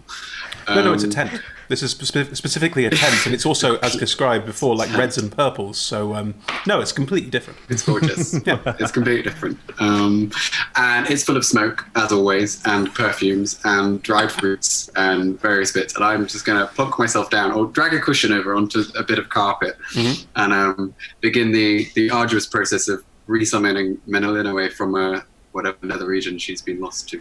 Well, see, you're familiar. Still familiar, so you still have to summon your familiar, but your familiar isn't. You have to regrow your familiar almost. You have to sort of pull pieces of her out of the otherworldly realm that she is from, and sort of stitch her back together would be a sort of turn of phrase. But there's no actual like. It's more of a sort of like molding a very strange puzzle out of jelly. Awesome. I will have done this before many times, I'm sure, so I know where all the bits go, which is convenient. Okay, so gradually she sort of reforms from the... It's going to take you about is it an hour it takes? An hour. Yeah, so you're going to be there for a while, so you'll just... I'll be there a while. You're sticking gooey milk together in the air. There we go. Lovely. Right. There's a lot of faces there that look perturbed. Right. Everyone else was Ivy, Prosperous. You were both going to try and find sisters and partners, respectively. Good. And Victor was going straight to the bar, to the mash tent.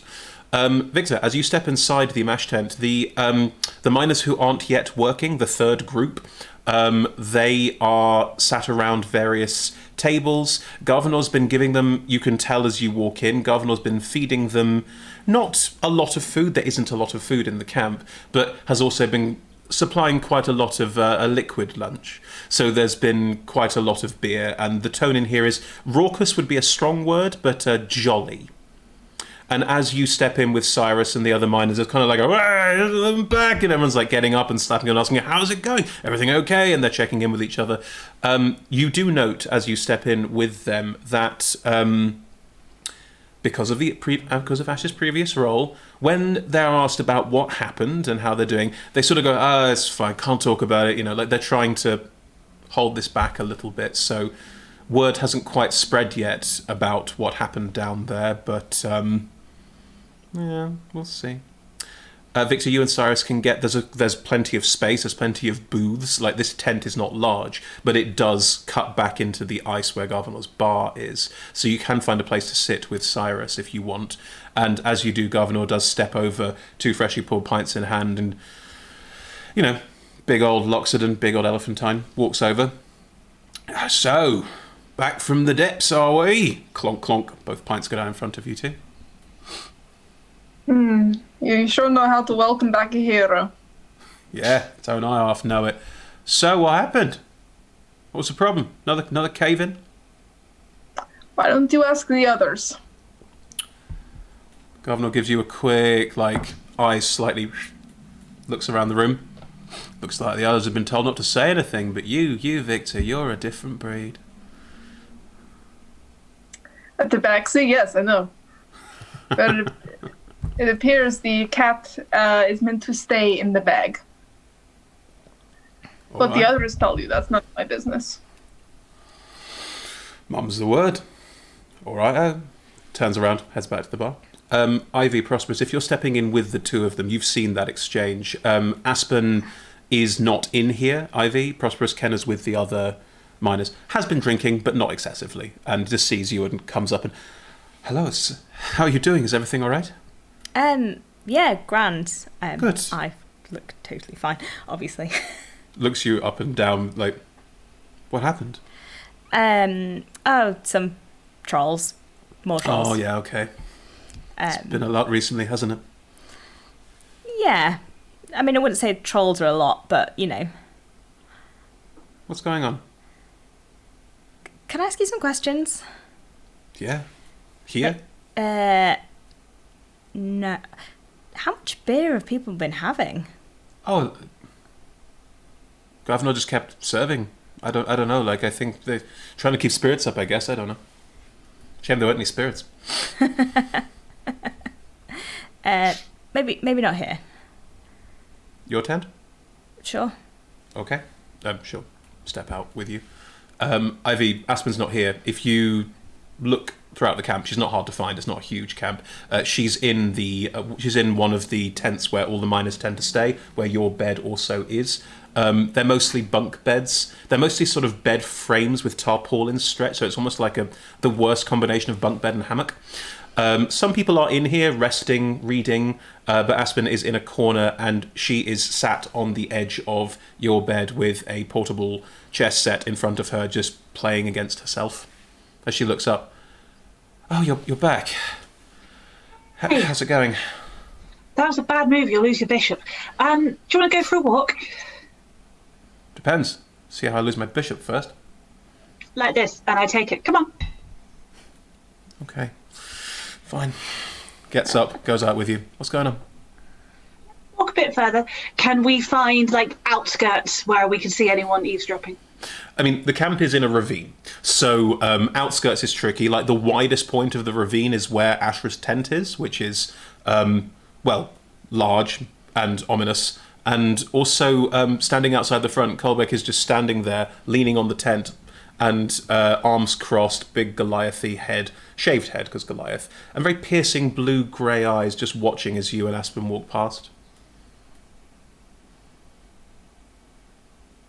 And as you can walk up to sort of out of the ravine, the further you get out of the ravine, the more you're going into. It's a lot colder. The smoke clears a little because you're getting out from the sort of quite smoky insides of the ravine. As you move up, you and Aspen are now outside of earshot as far as you can tell. Although roll me a perception check. 17 dice plus dirty 20. Dirty 20. Hang on, I need to check something. Would, if my computer was fast enough. It's alright. 2 secs.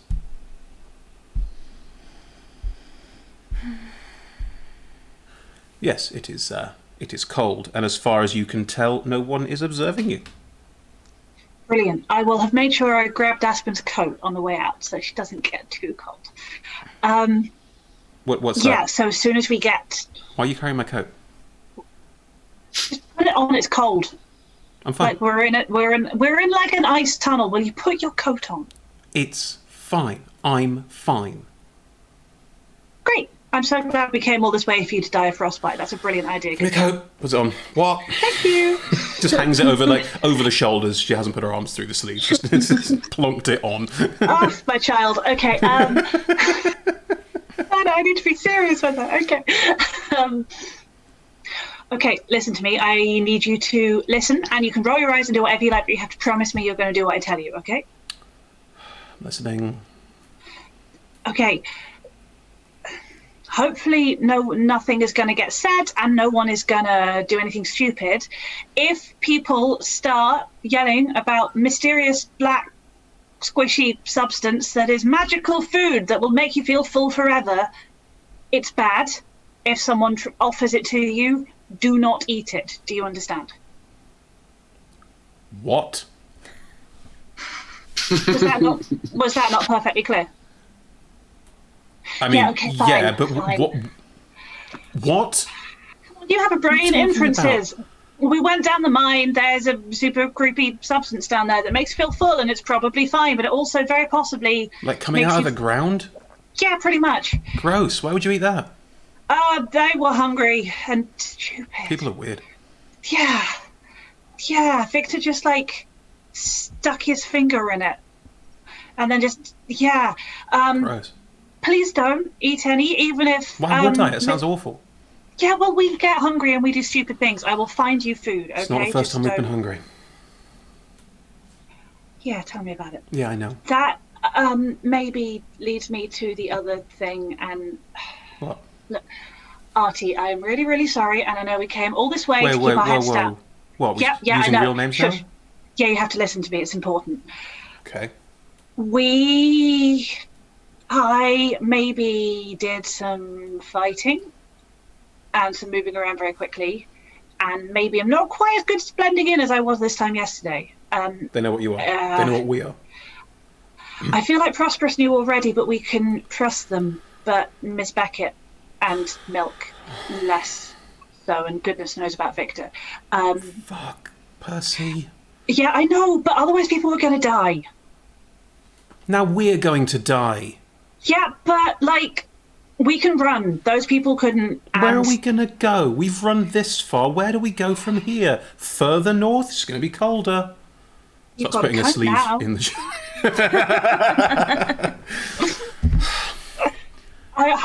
I'm really hoping nothing will come of it. I was useful, and so far all they think is I'm a surprisingly competent miner called Ivy.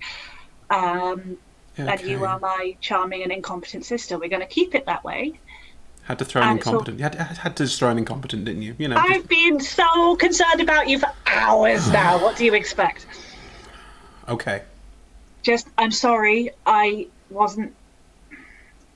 didn't sit down and have a whole logical. I will weigh up my sister's life versus these 11 innocent people. I just sort of. It's not my life you should be worried about. It's yours. Who cares about mine? Just, you haven't done anything wrong. I would deserve it. You need to get out. So basically, don't eat the black stuff. We'll go running if we have to. Everything's fine. Shall we go play chess? It's a lot to take in. Yeah, can you take it in out here? And then we're going to go back and just be like, hooray, we survived the trolls. Isn't it lovely? And it's all going to be okay. Okay. I'm scared. I don't know where we're going to go from here. Hopefully we won't. I don't know. I mean, things here aren't that great either. We're not exactly safe. Run? Somewhere warm, hopefully next time. I know you're scared, but I've got you, okay? We got out of hell. We can get out of a little bit of an icy cave. It's going to be all right. Okay. It's going to be totally fine. Okay. Come on, it's nothing your sister Percy can't handle. Fine. I love you. Love you too. Just, I was going to say be more careful, but I guess if they already know, then it doesn't really matter anymore, does it? Remember, all they know is that Ivy is good at hitting. They don't know anything about Did they see you pitch anything. do the shadow stuff? Anything? I don't know. It was really dark and I'm really quick. Maybe they just thought I ran really, really, really fast through them. I mean, I don't think anyone here knows about the pitch. I never heard anyone say anything, so... We're fine. We're miles and miles and miles and miles away. We've changed everything. And hey, you're just a scruffy little teenager. Why would they bother chasing you? We're fine. And I'm more trouble than I'm worth. They're not going to come after us. We're good. Okay. Right. That's been done. I need a beer. Yes, Ivy. Beers. Fuck it. Let's have a beer. Come on. Oh, come here. And I pull her into a massive bear hug. Cool. As you pull her into bear hug, roll me another perception check. Chris, what have you done? That's only a 12. You grab Aspen in a bear hug, and the two of you, shoulder and shoulder, walk back in towards the camp. And as you walk around the side of Ashra's tent, Colbeck's still leaning against the side of the tent and just nods as you walk past.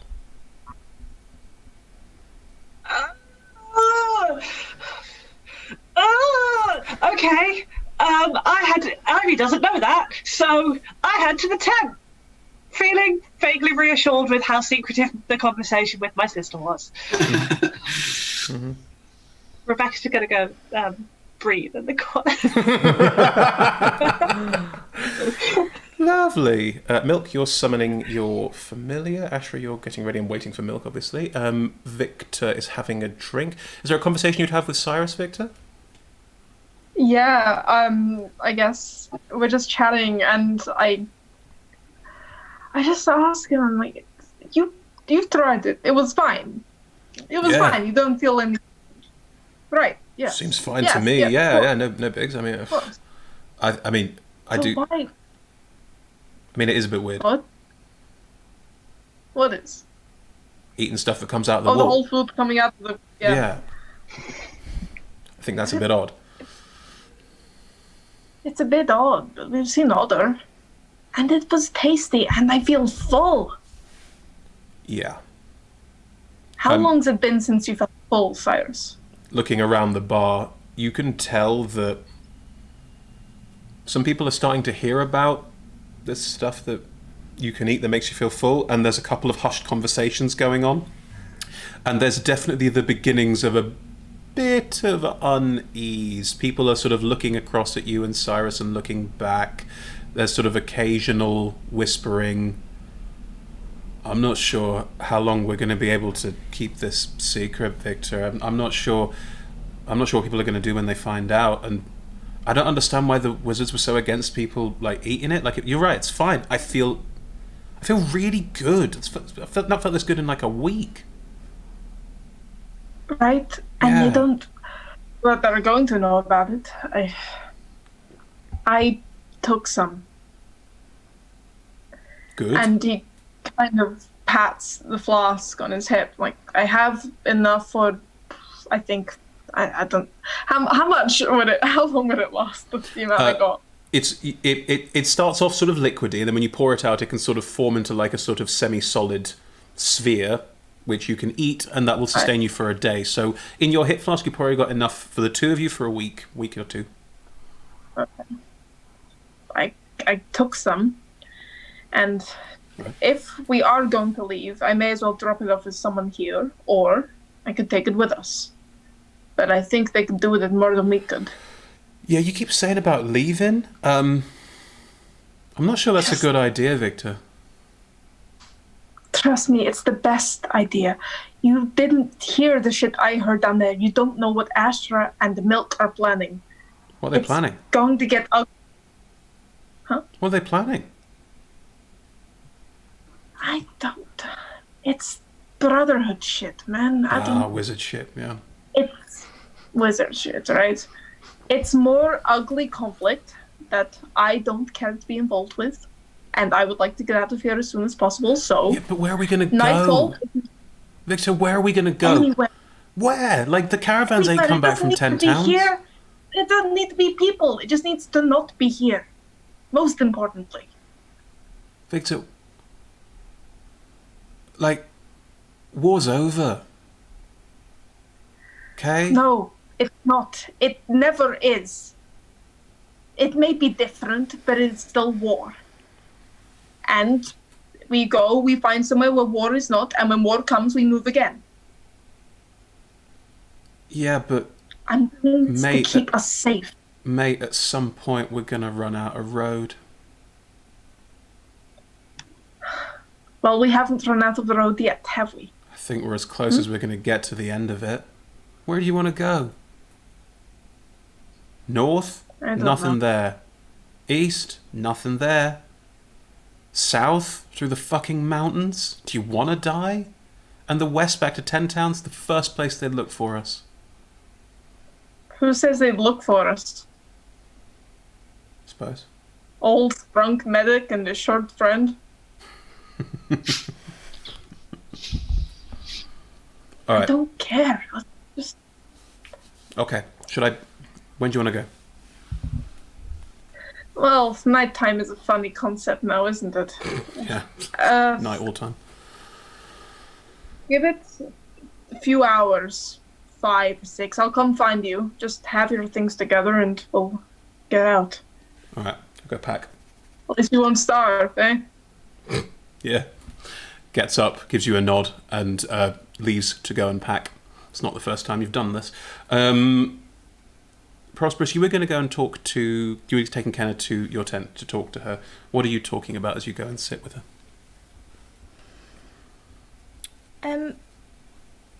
Kenna. Yeah.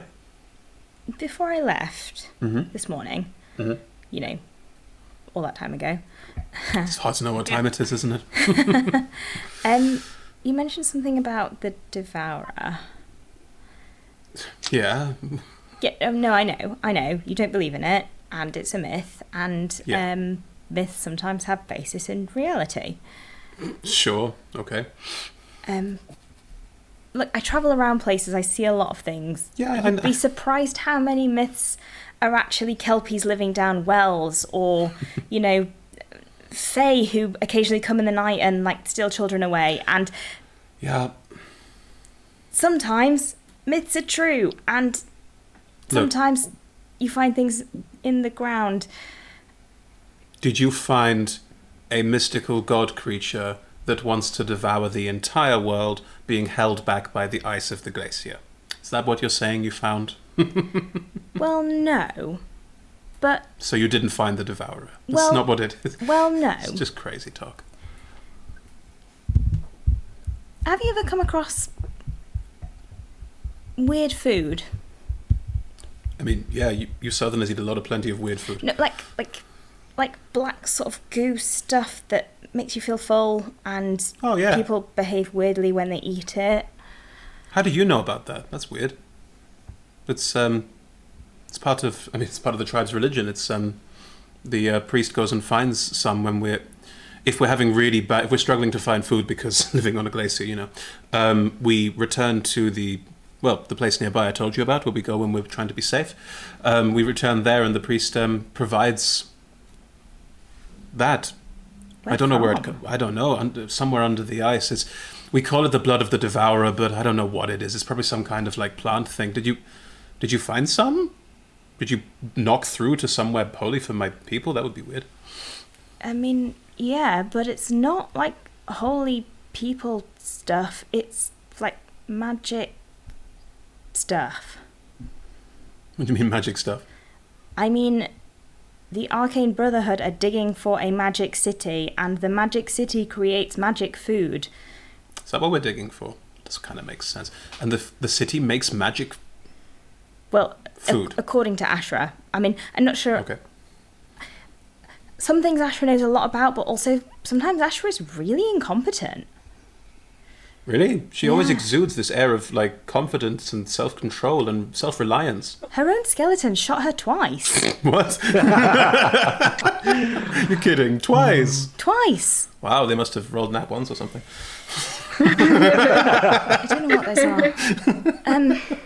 You eat it. Do people do weird things? Do people, like, do things that they shouldn't do, like pick it up and then eat it even though it's weird? I suppose you eat it anyway, but... Yeah, I've eaten it. You've eaten it? Yeah. It's what you eat when you don't have any other food. And, I mean, it tastes really good, but it's also, like, it's the blood of the devourer. It's supposed to... It makes you feel a bit funny, and then you go... It's fine. You eat it, you go and stand in the snow and just... And then it fades. There's a slight feeling of, like, wanting to... Wanting to what? I don't know, like, stop traveling, settle down a bit, but then it goes away. You go and stand in the snow and just look up at the sky, and then it fades from you. It's nothing. It's some kind of... The priests keep giving us strange stuff that makes us feel weird. It's part of their whole, like, power thing. It's just... It is what it is, you know? It's nothing weird. It's nothing special. I mean, it sounds pretty weird. Have you never had, like, I don't know, like, plants that make you feel funny? Alcohol, but, like, more. It's like that. I mean, I lived on a farm. Like, we've eaten grass, but only, you know, we were young and we were stupid. Like, yeah, it's the same thing. Just, you know, people who'd never leave it. That's basically how the tribes function. It's a lot of superstition. Wait, and myth. so you stand and you look at the sky and then you feel better, like at night time, in the day, like just what the priest says is eat this and go and stand outside, and then you do for a bit, and then you eat it and you feel full, and that slight feeling of like your entire life is a lie goes away. I'm sorry, what? You eat it and you feel like your entire life is a lie? No, but you know what I mean, like, we're travelers, we're nomads, and then it's that feeling of like you should settle down, home, like there's a sense of like, there's not a voice in your head that says you should settle down, it's just that feeling of like I don't want to really go anywhere. You know? Are you sure that there isn't a voice in your head that says... Are you sure? No, there's no voice in your head. Okay. It's just a feeling. Okay. Like when you drink a lot, like it's just like that. I don't know it's not magic. Okay, but say it were magic. Yeah. Actually, I don't know where I was going with that sentence. Forget I said that. Sorry, magic's not my forte. Mine neither. Smashy magic. Yeah. Could we go see your priest? Why? Because... I don't want to go back. Fuck those people. Well, we don't have to spend any time with them. Well, I would like to ask them some questions, so we would have to spend some time with them, but not a lot of time. Why are you so bothered about this? So there's an ancient city under the ground that makes weird goo food that one of our priests used to pretend it's from some god that we hate? Sure, whatever. Like, it's not Because Ashra Beckett picked it up and then, without investigating it, ate it. Ashra Beckett. Have you met Ashra Beckett? Yeah. Does Ashra Beckett seem like the kind of person who would pick up random black goo off the floor and eat it without investigating it? She's a wizard. She's weird. I mean, I would expect that behaviour of Milk. Did Milk not eat it? Milk did not eat it. It's weird. I thought the wizards would probably eat it. So... You want to travel onto the glacier. We're only barely on the edge of it, and you want to go onto the glacier in the middle of the longest, coldest winter night that has ever happened to try and find the holy place of my people. Fuck it, even find my people in what sounds like the most dangerous thing I've ever heard of in my entire life, because you're worried about Ashra eating something that she shouldn't have. Okay, I have slightly more motive than that. If it is food and it's safe, people can eat it and not be hungry. Yeah, they should. They definitely should. If you found some, you should give it to all the people here. Everyone's hungry. Have you got any on you? I'm really hungry. I don't have any on me. There's carrots in the chest. Eat the carrots. You told me not to. You told me to be careful and ration. I've been rationing. Eat some more if you're hungry. Okay, goes and gets carrot.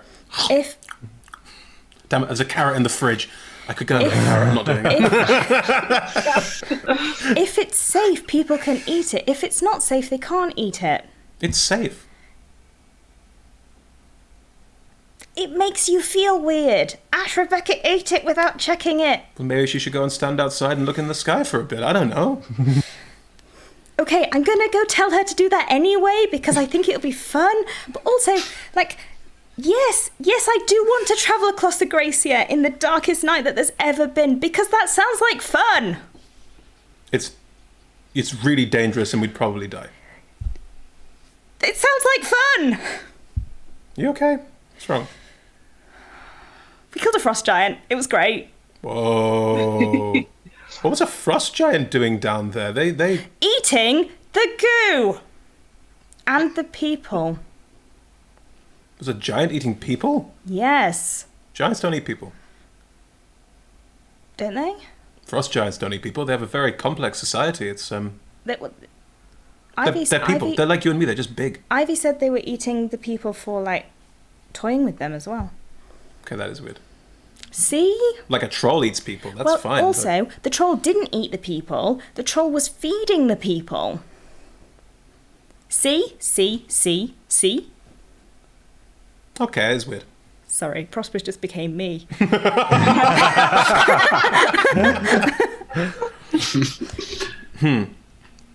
So I'm going to go tell Ashra to stand outside because that sounds hilarious.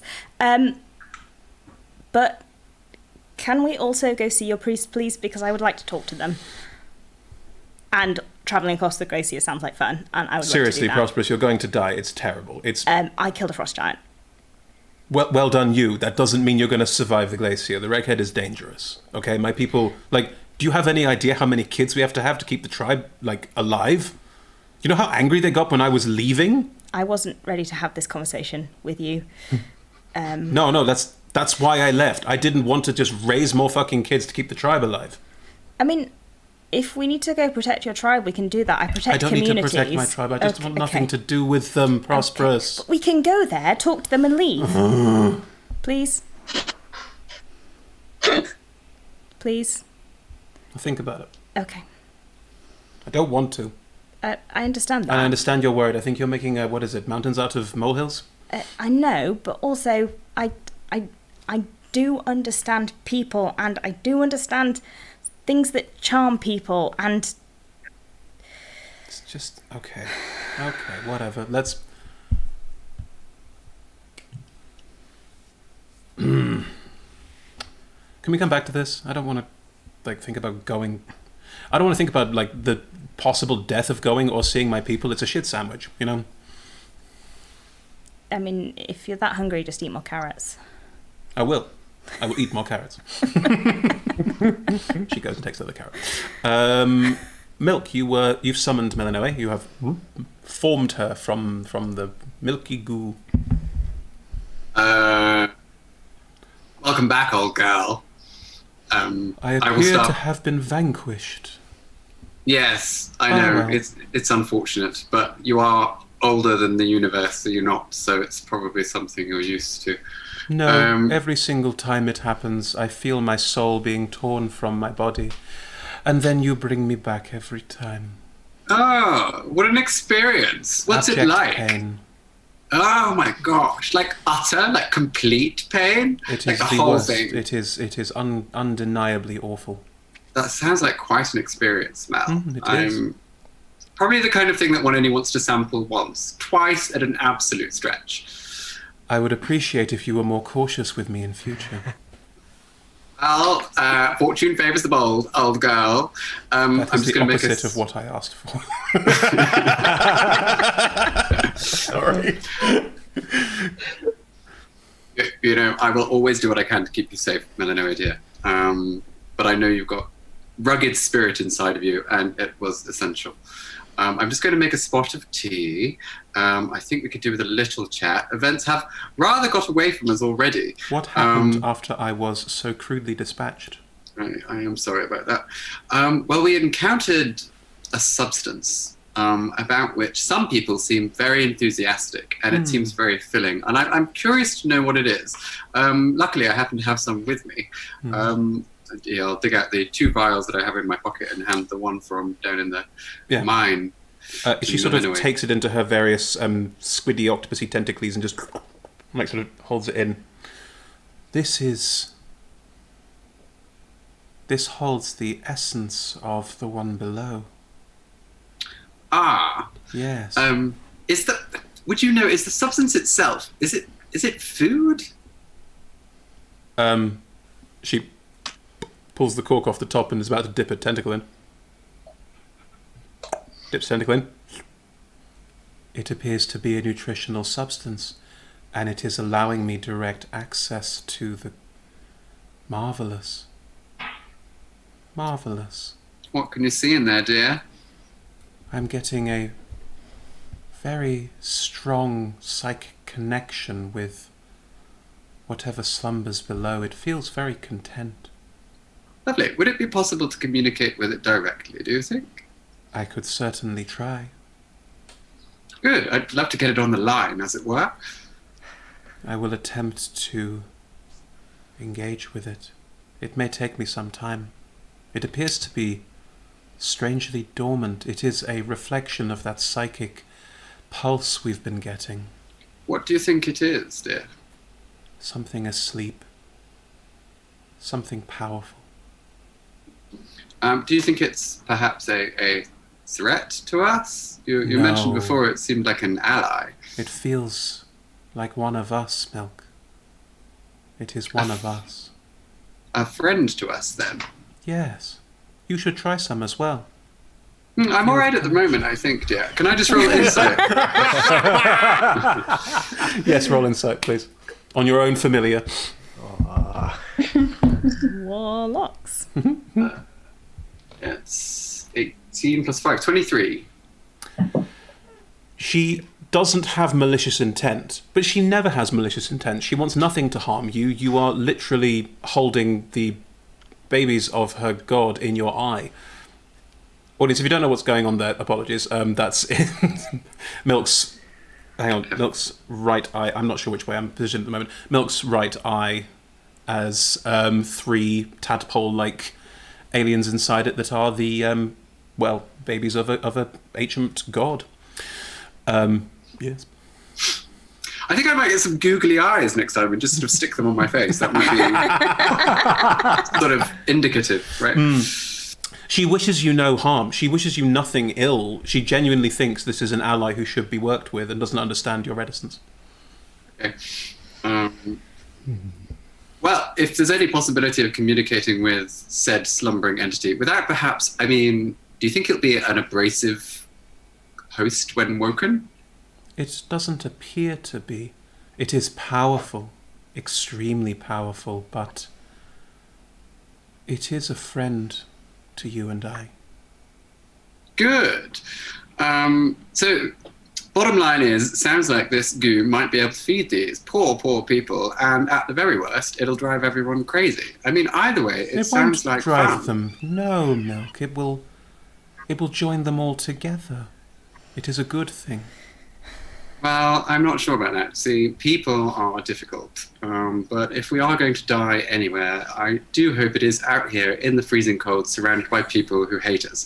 So we might as well see what happens. You are such an individual. It is what holds you back. It's also what keeps me safe, darling. I'm willing to stick with it for just the time being. But Then I'll put the vial back in my pocket. As always, I am beholden to you, and I will go with what you say. Good girl. Keep having a go. See if you can get through a place of call with them downstairs. Let me know if you manage. In the meantime, I'll take the note out. It seems as if my boss would like a word. You can cross from your tent to Ashra's tent. As you do, there are now a couple of the miners hanging out. They're just sort of milling around, but you're a smart cookie. What are you doing? What do you want? Why aren't you in the pub? Shouldn't you be drunk by now? Yeah, we're just gonna talk to Miss Beckett, actually. Yeah. Oh, well, you'll have to wait in line. We've got very important things to discuss. Yeah, well, so have we got important things to discuss. We're fucking starvings, what? Yeah, okay. Remember the pecking order here, darling. I would hate to have to pull rank at such an early point in the evening. And I will change my outfit to being my very militaristic thing, that my sort of professional gear, and flap angrily into the tent. Can you roll me an intimidation check? Absolutely. I'll not wait for some unionization. 22. Oh. Strong. Yeah, they both shrink back. Plus and 8. Sorry. Plus 8 in intimidation. Screw you, boys. Not all boys, but yes, a group of these miners are cowed and step back, and there is a sense that you have sort of shushed them, which was your intent, clearly. Milk, you head into Ashra's tent. Ash, have you come back downstairs?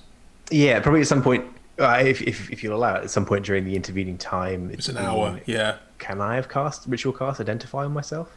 Sure. After everything that went down? Sure, I'm not expecting to learn much new, but I figure it's you get the same information you got last time. That there is a psychic connection in you that you can't ascertain what it is, but you have also been fed fully for a day from this, so you get all the same information you had earlier, just that it's ongoing. Sure. Yeah, interesting. And at this point, I'm probably sitting at my desk on the ground floor, contemplating. Normally, I'd be actually like working on the things, but now I'm kind of just sort of. Have you let the other Arcane Brotherhood members know they can return? Have they returned? I told them to come back in 10 minutes. If they actually had business to things to discuss, they were welcome to come back. Then in which case they'll have stepped back in, and Colbeck will have joined you, and two of them just step forward and go, Ashra, what's going on? What happened down there? Some of the miners appear quite irate about something or another. Yes, I thought it was only a matter of time before the word got out. What are the status of these individuals? Are they? They are sort of low-ranking brotherhood. They are low-ranking brotherhood. They're about the same rank as Raoul, your partner. Milk and you both outrank them. Colbeck is technically ancillary and doesn't outrank anybody, but also outranks everyone.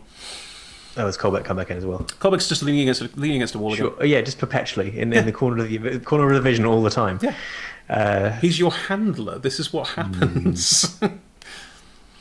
As in, does he handle you, or does he handle things for you? If he's my handler, he would be. I don't know, and I'm not sure I want the answer. I don't think you do. Little column A, little column B. To the brotherhood members, I'll say. Well, the good news is we have found, well, if not what we're looking for, a significant step towards it. I hope that you'll all get to examine it in time. However, we made an additional discovery, which is to say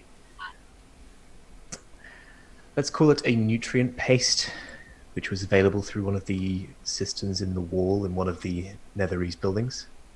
It appears to be extremely. You found the city. You've dug through. We found a part of it. Amazing. Well, we should go down and start researching immediately. That I intend to make that happen. But as I said, there has been another development, which is that we have found this substance, which I suspect is either the answer to all our present problems or the cause to many more. They both sort of look a bit frustrated by the idea of not being allowed to go down. One of them starts to talk, and then Colbeck just... and they both... yes, right, well... I'm sure you understand the gravity of the situation. We have what is, as far as I can ascertain, some kind of magical foodstuff that is very efficacious and does what we need it to do, but we have not yet had the time to establish any side effects. And I know that some among our number are quite alarmed by the implications. It would be we'll return to our research then, and let us know when we can go down and look at the piece of building. I mean, it's obviously a very important find. Need to catalogue it and archive it. I'm well aware of that. Fine. They both step back and don't give you grief. as they step out, there's probably still about 5-10 minutes until Milk, because it's an hour. Like, it was a long time. Colbeck's just... Was there something else, Colbeck?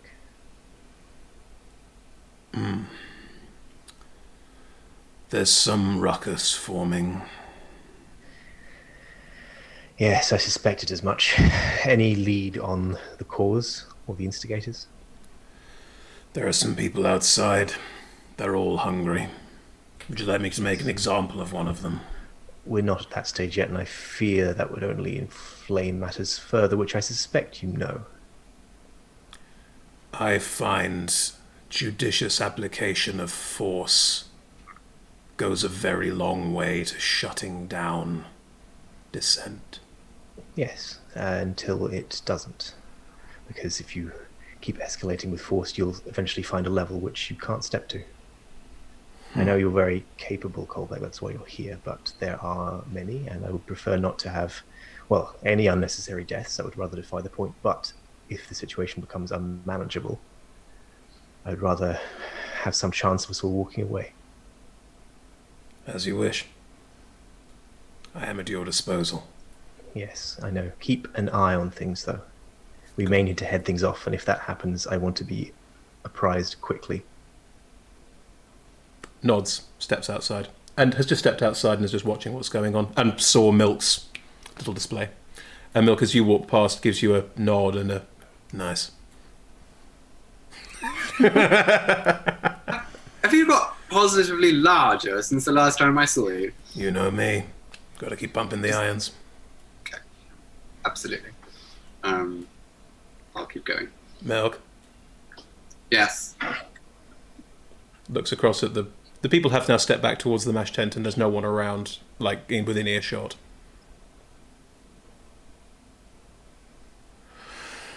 Just, I think Ashra's potentially going to be a bit soft on this. Noted. Did you suggest making an example? Yeah. What did she say? Wanted to avoid unnecessary bloodshed. Well, there's something to be said for holding off and trying to keep everything together. We're not in a war zone, Colbeck. Aren't This is we? not like that time we were in a war zone. That is acting. The war zone times. I was going to say Nam, and then I was like, oh, what are you doing? You get a sort of, yeah. Looks back out.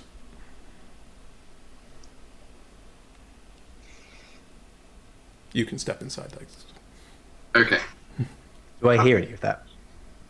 Roll me a perception check. Yeah, it's a Actually, 10. were you specifically listening for it? No, not really. Then it's your passive. 15, that's better. That's good, that's fine by me. 15. Milk, were you trying to be quiet? Yes. Roll me a stealth check. Only because he was. 12. The conversation did carry. I'm not going to interrupt. Cool, Milk, you can step in whenever that conversation is done, because you mentioned the war. And we all Right. know what you say, you don't mention the war. Right, absolutely. Then I will flap inside the tent. Or, no, that was before when there were people here. Now I will knock or... You can knock on Come this in, tent. Milk. Thank you. Seems to be struggling there. It's just the two of you. Colbeck, will you go and check the situation in the mash tent? Yep. You hear from outside and heavy footsteps moving away. Is he actually moving? Heavy footsteps moving away, yeah. Fine, good, yeah, I'll accept. He can intentionally make noise when he wants to as well. Thank you for coming, Milk. I see Quite all right. you've brought back your creature. Yes, took a while. Sorry to lose her down there. Quite enlightening. She can definitely sense that there's some kind of thing perhaps down there. How are you feeling after consuming the substance? I've been monitoring my condition and I'm feeling fine. At the moment, I suspect that this may all be a fuss over nothing. But The Brotherhood is known for exercising caution, redundancy, all the rest. You know how it goes. Indeed. Would you say that your decision to consume it before we had done any testing was typical of you? Perhaps I know you less well than I thought. Maybe the hunger is getting to me more than I had anticipated. I agree that it was reckless, perhaps out of character. At this point in time, you do feel like it was the right thing to do. It's a principle of good investigation. You have to use all of your senses. Interesting. Perhaps you have a point. Have you managed to learn anything further beyond what you already mentioned? No, he seems rather vague. It seems rather vague. I have Malinaway on the job of trying to ascertain a little bit more about our situation, but for the moment I am as blind as the rest of us, I am afraid. Well, that's not good. I'll actually just look tired, which I probably try not to do very much in front of Milk. Question is, Ash, what does one do if one is compromised? Do you see? How would you know? How would you like me to handle a situation in which it seems that you're not yourself? Or indeed anyone else here? I'm not sure I would like you to handle it, Milk. Not alone, at your discretion. I mean, I'm personally deeply wounded by the sentiment. You're not the only representative of the Brotherhood here, and by and large that works because, you know, you have your superiors, I have mine. Everyone here reports to someone slightly different, and that generally works to hold each other in check. If I were to say, make any meaningful concession to you to override my authority because you suspected I might be compromised, that could cause the whole house of cards to come tumbling down, of course. Understood, absolutely. I mean more in the sense, what do all of us do in such a circumstance? Certainly Colbeck would have an answer for this, right? Colbeck has an answer for most problems, and they're usually the same answer. Absolutely. He is an individual with very much one answer. He's an efficient thug. But at the moment, it seems like he might be the only one with any answers at all. The way I see it, we have two quite distinct answers. One of which is that we bring as much of this substance as we can to the surface and distribute it among the camp, or we don't, and we make it very clear why. If possible, destroy the source. Well, Melanoe seems to be of the mind that there's no harm in consuming it, and while I don't know that she's entirely reliable as a sinuous space squid from what could be another dimension, she's never steered me wrong so far. Forgive me if I'm not entirely reassured. But I will admit Go ahead. Perhaps trust your own judgment then and eat it without consideration. Well, the reasons to not distribute this the reasons to distributing this are stacking up. I'm not finding any compelling evidence against it other than just a faint feeling of ickiness, and that's not exactly my modus operandi. Could I ask you, do you believe in the rumors of the Devourer? Is that why you're here? No. I thought you were perfectly clear on why we were here, which is finding some of the pieces of the city, the artifacts that we found. This is not to do with that.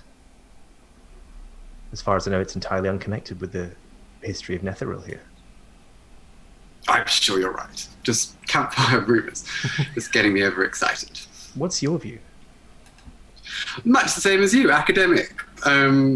Research and curiosity. But I have often found, when dealing with populations and ancient things best left forgotten, and indeed cults and demigods, often there's more truth than one would like. You're suggesting there may be a connection? I'm simply suggesting that it is the desire of people to make the world seem like a safe place when it is not.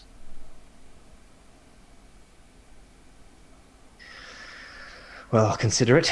It seems though our hand may be forced regardless before long. If as Colbeck has suggested, things get out of hand, then I don't see many other options but to acquiesce.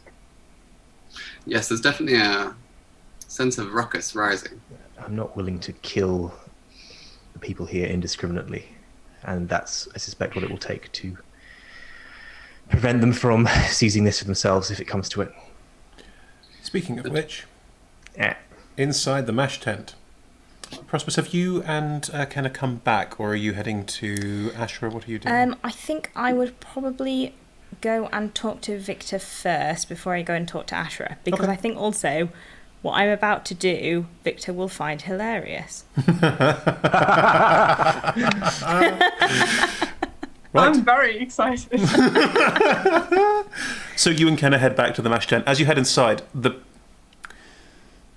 people are now milling around, and the tone in here is not pleasant. People look quite upset. They're not shouting and throwing things, but the decision to give people lots of booze now maybe feels like a bad idea.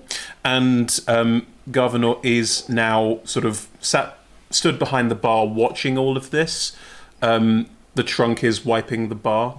In this sort of vague look of like, this is going to go south. I touch a few people's shoulders on the way through and go like, don't worry, like, we're dealing with it, it's under control. You were there with starving. I know, we're dealing with it, don't worry, it's under control.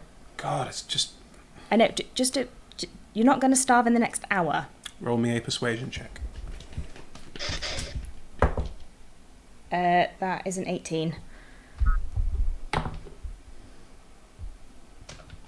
The people around you listen to you. They've always listened to you. You've been a sort of guide, a good guide, and you are a bit of a folk hero to them. This is also your background. So you are able to calm things down a bit. Do you head over to Victor? Yeah, Victor sat by himself. I grab a beer and sit opposite Victor. How's your beer doing? Are you empty or full?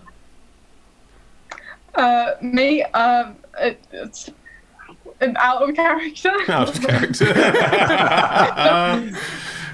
Like, you can see it. Yeah, no, Victor is probably moved on to a second beer, so it's still probably a bit full. Good for now. So I chatted with Kenna. Apparently, they eat this stuff all the time. It comes out of a cave near them, and then they stand outside, and they feel a bit weird for a bit, but then they stand outside, and it wears off. So, right, are you with me on this? Mm-hmm. I'm about to go and tell Ashra that she needs to go and stand outside. Okay. And you think that this will help Astra sober up from eating the goo that we ate? Well, I mean, Kenna wasn't entirely clear, and I do have another lead for us to follow, which is, a really super exciting trek across the glacier. But why are you so excited about this? Out of character. It is a fucking terrible idea. That's like someone going, "Oh, let's climb the Matterhorn. It'll be fucking easy." No. Prosperous is an adventurer. God, going to die. Wants to go out on a hike, and. But in the meantime, I'm like quite excited about the idea of like Asher just standing outside for a bit. If it'll make you feel better, then sure, whatever. If it'll make you consider feeding these people when we know we can feed them, sure. No, whatever. I mean I think we should feed them. And like if it gets worse, we'll just have to fix it later.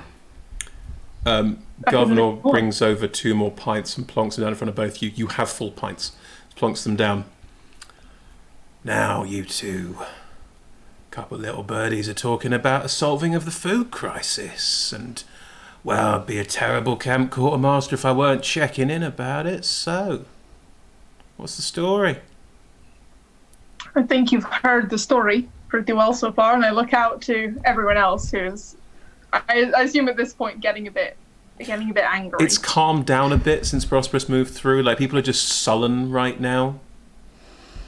Okay. Ivy, did you and Aspen? You're still playing. You're playing a game in the tent. Are you I not? think no, we headed back to the mash tent for beer. Oh, Master Fit. Okay, so then you're with the people there as well, and you're with your. Is it your mining crew? Yes, it would be your mining crew. So you're with your mining crew, and you're sort of chatting with them, and Aspen's there as well. If anything, it looks like it's calming down slightly.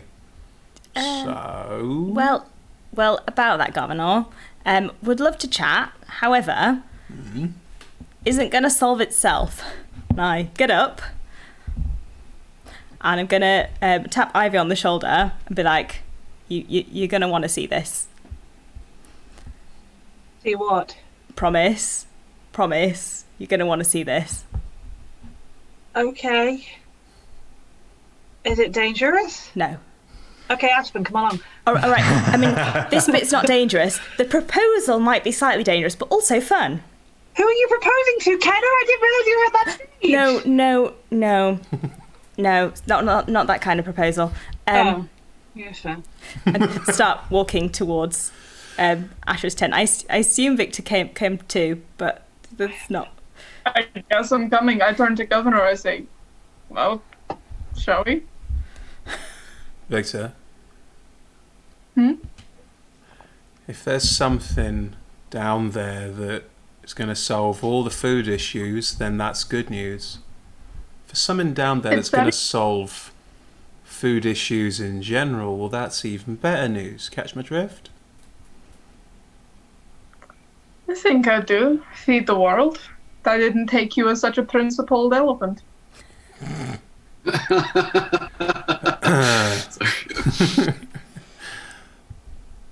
Yeah, that's right. Feed the world. That's what I want, definitely. Can I roll an insight check, please? There's no deception roll there. That's not what Governor wants. Look, where there's some kind of magical food stuff that comes out the walls, well, there's plenty of it, isn't there? And if there's plenty of it, you can sell it. See where I'm going? Profit, right. Now you're making sense. Okay. And what on earth would you want me for this mad caper? Don't know, Victor. Don't know what kind of person you are. I just thought you might be interested. And you've been down there. You could get more. I could. Yeah. Don't need to talk to the wizards all the time, do we? No. I have a friend. A short guy, you might have seen him sitting with. Yeah. Yes. Your plan, you want what? Get this black goo? There's got to be a better name for it. Are we just going to keep calling it black goo forever? Merchandising will come later. Oh dear, okay. Look, you want to take this, you want to, sell it? I just heard what sounded like a business opportunity and thought I saw a cat with an attitude. My friend and I, we want to get as far away from this camp as possible before things go pear-shaped. Yeah. I don't think I can help you, but I want out. I want any way out. You want to sell this shit all over the world? I'll go with you. But you have to take me and you have to take my friend. Right, well, let's see the decree that comes from on high before we do anything too rash, but I'm intrigued. Oh, yes. You've heard the great plan, I assume? We're going to make Asher stand outside for a bit? How is that a great plan? Is there some joke here I don't understand? I'm not very good with jokes. Can Ivy overhear this and turn to Victor and be like, what, this is what? Prosperous this is the prank. Miss Beckett's gonna stand outside in her lovely warm furs and then go back inside again, and that really? I have a follow-on. Okay. Victor, you can go with as Ivy and Prosperous are. You can follow on as well as Ivy and Prosperous are moving out towards Asher's tent, so we can have the party convene. Governor's not coming for obvious reasons. Is Aspen coming with you, Ivy? Yeah. Okay. So 6 of you are heading back. Colbeck is crossing as everyone starts moving out towards Ashra's tent, just gives everyone a look, catches Prosperous's eye. Any problems? None at all. Certainly none that would require your input. In fact, I think you might make the atmosphere worse. Maybe you should stay outside. Just asking. Walks back to the tent flap with you all and leans against the outside of it.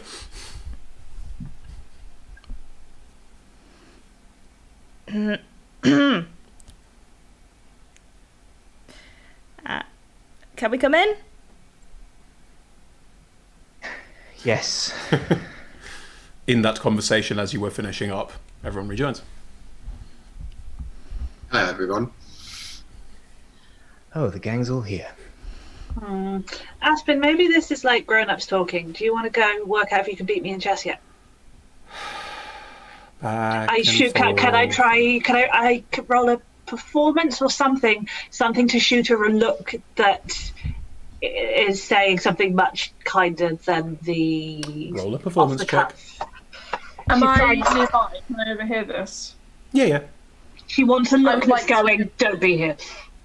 No, I just like to put my hand on Ivy's shoulder and cast guidance because I'm all here for getting a bad situation. Thanks. What does guidance give me?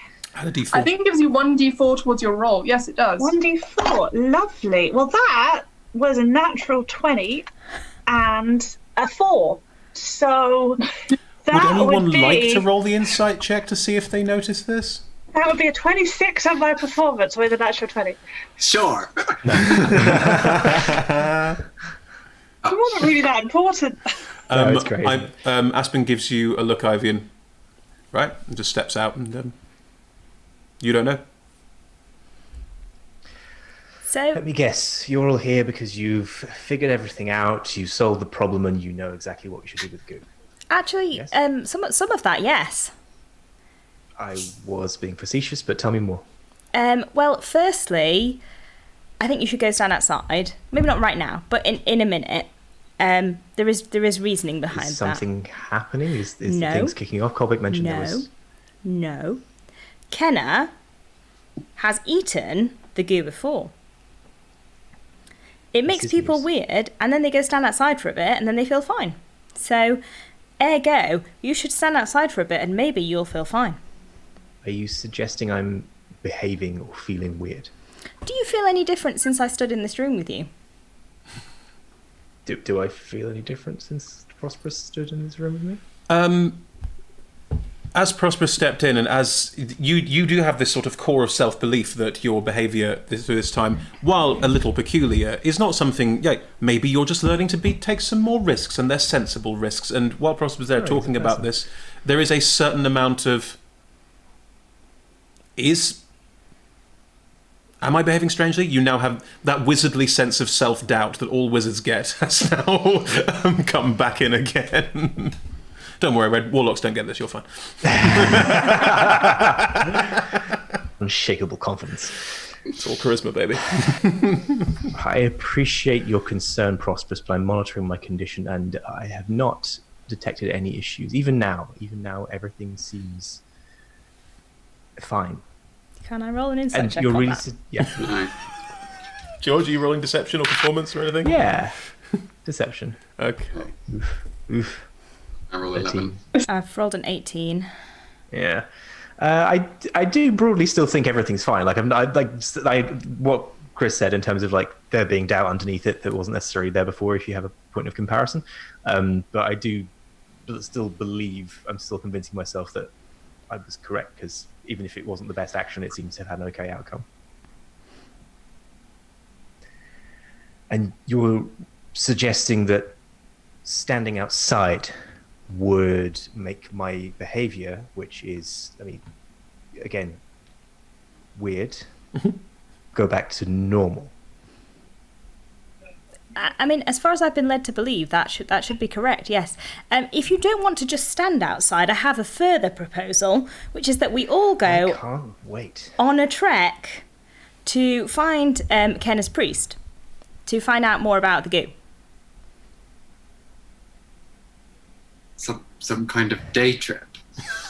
But it's nighttime in a howling blizzard, and everyone who's left has never come back. Where's your sense of adventure? My sense is not dying. If it were as simple as spawning out of the camp, we could go back to 10 towns. We'd have options other than the goo. I feel like this just moves our current issue to be a different version of the same issue.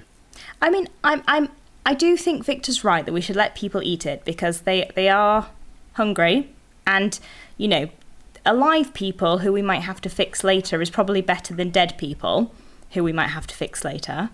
Yes. But if we're going to let them eat it, why shouldn't we, you know, let them eat it and stay here while we go find out more about it elsewhere? Also, we're perfectly capable. Most of us. Just going to leave that one. We all know who Prosperous is talking about.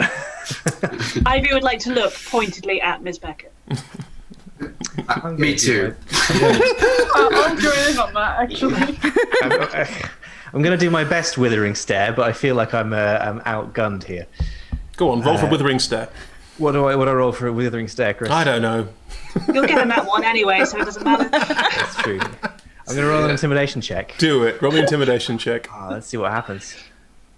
That's even worse. That's just mediocre. That's that. I'd rather have had a 1. It's a 10 on the dice, so it's a 12. Yeah, there's an attempt at a withering stare at all of you, but it doesn't quite carry. It's been a long day. I will consider your proposal prosperous. I see the sense in it, but I feel if we're taking this plunge, I'm reluctant to leave the camp because I am in charge of this camp, and if I leave, the nebulous power structure underneath me will collapse in a big heap. So unless any of you have come with a compelling reason that we don't bring the goo out of the mines and start feeding it to people, that is our next move. I have a compelling reason, which is it definitely does something really strange that we don't know to people's minds, and you have not tested it. You have no idea what that strange thing is. You're just happy to go, haha, this is a strange thing that could cause agony or death, or someone to completely lose their entire sense of self or become enslaved. You've not run any of those options, and you're just going to let people eat it rather than go hungry for a little bit longer. They complain. They won't die for a while. They'll be fine to be on short rations a bit longer. They're just grumpy. How long will the trip to the nomads, not settlement is the wrong word, but place where you can find their priests, how long will it take? You have no idea. I have to admit, Kenna wasn't entirely forthright on the details. I would need to check. But if it had been, like, you know, a week away, I'm sure she wouldn't have offered it as an option. Chris, do I have from Garvanor's reports how much food we have, like regular non-goo food we have in the camp? I know we've been like cutting rations back to stretch it. At the current rate of cutting rations back, if people were eating very, very small amounts, then the food would probably last for another... about 3 or 4 days, not long. Right, yeah. But that means people slowly getting to a point where they're not eating enough. Like it's a problem. Yep. Whereas, obviously, if people were eating normal portions, like a day.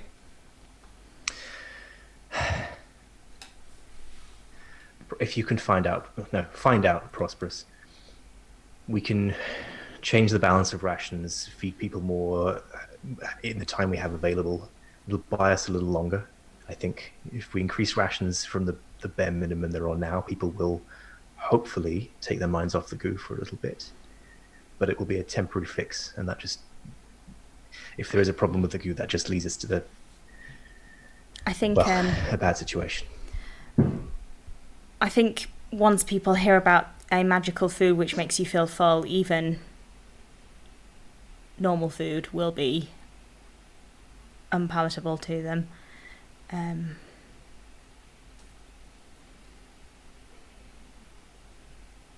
Also, if we're going on a trip away, we should be careful about how much food is left remaining for us to take with us.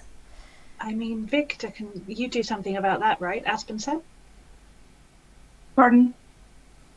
Unless I have completely misunderstood. I thought Aspen said that you could do something about food for a very small number of people.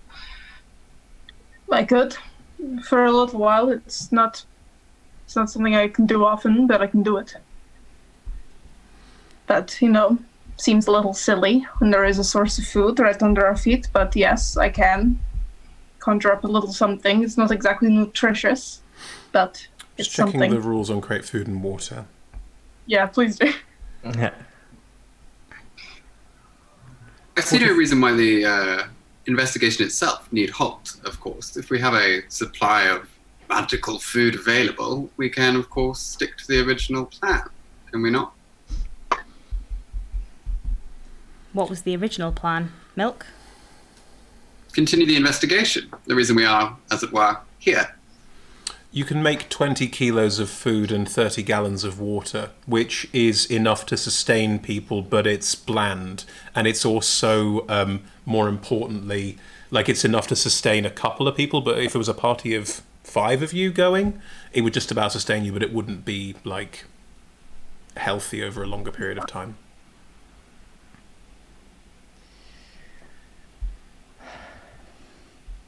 Okay. It's sounding like that what's going to happen is that one way or another, people are going to eat this substance, either by my choice or by them taking matters into their own hands. It's not Probably my preferred quickly. outcome, Hungry people organize very effectively. So we have two options for putting down the riots that are inevitable. Either feed them what we have available, or take harsher measures, for which you seem resistant, understandably. It's a temporary fix at best. If we start killing our own people, Agreed. it's not much better than starving them. I would prefer it if you just fed them. Any issues that come of it we can resolve later, but once people are dead, they're dead forever. I quite agree. Here's what I propose. We increase rations to whatever level we can. We'll feed them normal food for a day, maybe 2 at most. After that, we're reliant on the goo, no matter what. We can conduct whatever further investigations, milk we can in that time. And we can potentially, if we find out the travel time, the trajectory, everything, we can look into a smaller expedition to this site you mentioned, Prosperous. But it all comes down to the same thing ultimately. Ashra, that sounds like a plan. Do you want to tell the people of the camp? Yeah. I'll probably send a note direct to Garvanor first to tell him to start getting essentially a cook-up going, like using the food we have a little more freely, and get a good meal going immediately, because that's the thing that might quell any immediate discontent. Okay. And otherwise, I'll walk out into the sort of center-ish part of the camp, and prestidigitate some small fireworks or something to attract attention. Is everyone joining? Yes. Follow. Leaning to the side, not like I don't want to be like Involved. No. You know, I'm not like backing Ashra, but I'm not with management. separate. Yeah. Okay. I'm Ivy. Union. I'm a union rep. 100% what it is, yeah. Ivy does not want to be involved. She will immediately scooch round the back of the crowd and hunt her Aspen. Okay, Aspen's in the crowd. It starts forming as the mash tent clears. Also, the miners who were down in the mine are slowly coming back up at this point as well, because they've done most of their work. So there is quite a crowd forming, roughly 30 to 40 people. Ashra? I will change my outfit into one that is made entirely of fruit, just to Great. set the Make tone. them all more hungry. Well, they're about to get fed! I'll roll my eyes at Milk, hopefully not visible to anybody else. Other And Arcane that's Brotherhood the United members, Front. the other two, because there's 3, Raoul and the other 2, are sort of backing you up as everyone's sort of milling around outside. I lean on something and I find some grass to chew. Okay. Very in character. Lovely. Victor, where are you positioning yourself in all of this? Can I see Cyrus in the crowd anywhere? Yeah, Cyrus steps around for the other side of the tent, who he was packing, so he's just sort of sidling in. Okay, I'll go stand by him and just kind of lean down and say, "We're not leaving yet, but stay ready." Gotcha. Right, as everyone is standing there, Ashra, floor is yours. It seems the rumors have been circulating. I understand that we have found something in the mines. It is true. We have discovered a substance which it seems will serve as a kind of rudimentary nutrient paste, as appetizing as that may sound at this point. Apparently it's really good. Yeah, it's laughter. Thank you for your contribution. We are still not convinced it is safe, and it is part of the ancient structures which we've been looking for. Yes, again, the rumors, I'm sure, have got out. So in light of that, we are increasing the rations immediately. We'll be using the food we have remaining before we start relying on this unknown substance. But people are fine. A couple of shouts, and a figure steps forward. One of the miners, character called Nivenor from earlier, steps forward. But people are fine. Everyone says they're fine. A lot of people have eaten it. Apparently you ate it as well. What do you say this person's name was? Nivenor. Nivenor, I don't recall in your file when we hired you it saying anything about you being a toxicology expert. What? Exactly. Now shut up. Roll intimidation check. Yeah. Oh, she surely deserves advantage for that boss roleplay. That was No, I don't beautiful. give advantage for boss roleplay. That's your job. But it made me so happy. It's very good. It Give me is that. 13. 13. No. Damn Yeah. it, George. Can't boost it anymore. Can I help? Can I? You know, how would you help? I would project some shadows, sort of shadowy smoke, kind of in anger rising up from behind her, almost like steam in her rage. Okay. George, you have advantage. See if it's worse. It's George. better. It's much better. Thank you, Milk. It's an 18 now. 18. You right, Poe? You got your hand raised? Oh, sorry, no. Sorry. Your hand raised, all good. Right. Sorry. Yeah, 18. Cool. From behind, the crowd, you do get a couple of jeers. People going, what the fuck's that for?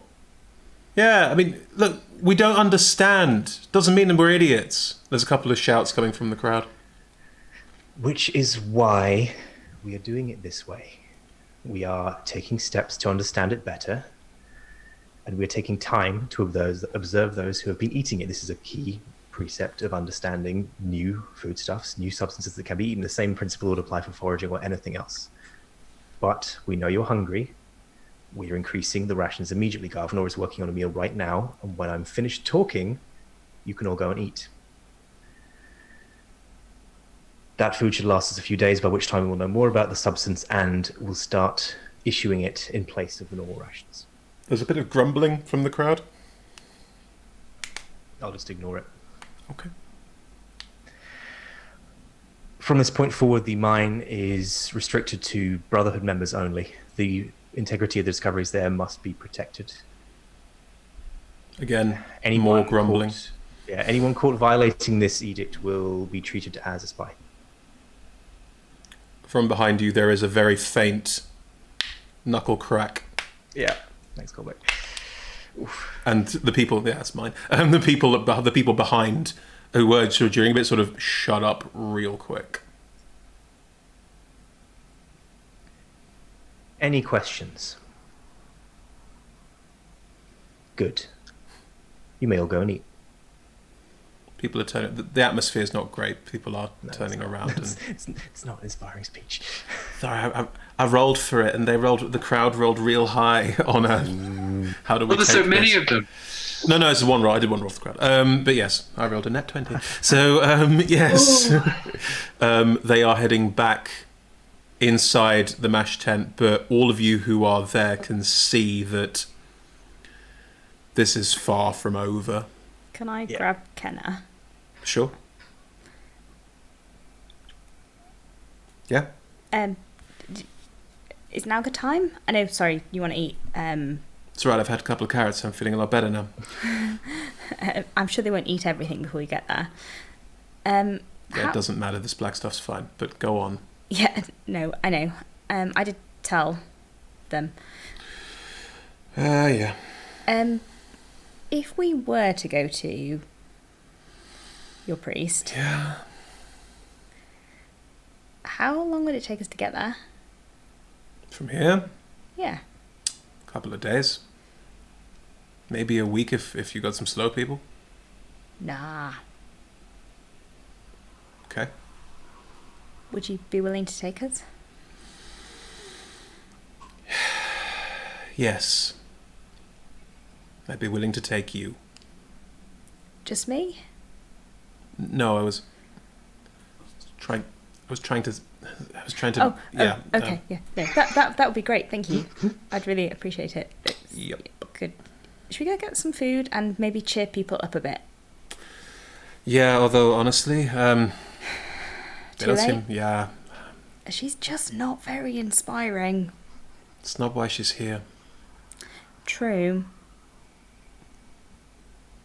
Anyway, let's go have something. Yeah, hot food. Yeah, be nice. And you two step inside. What's everyone else doing?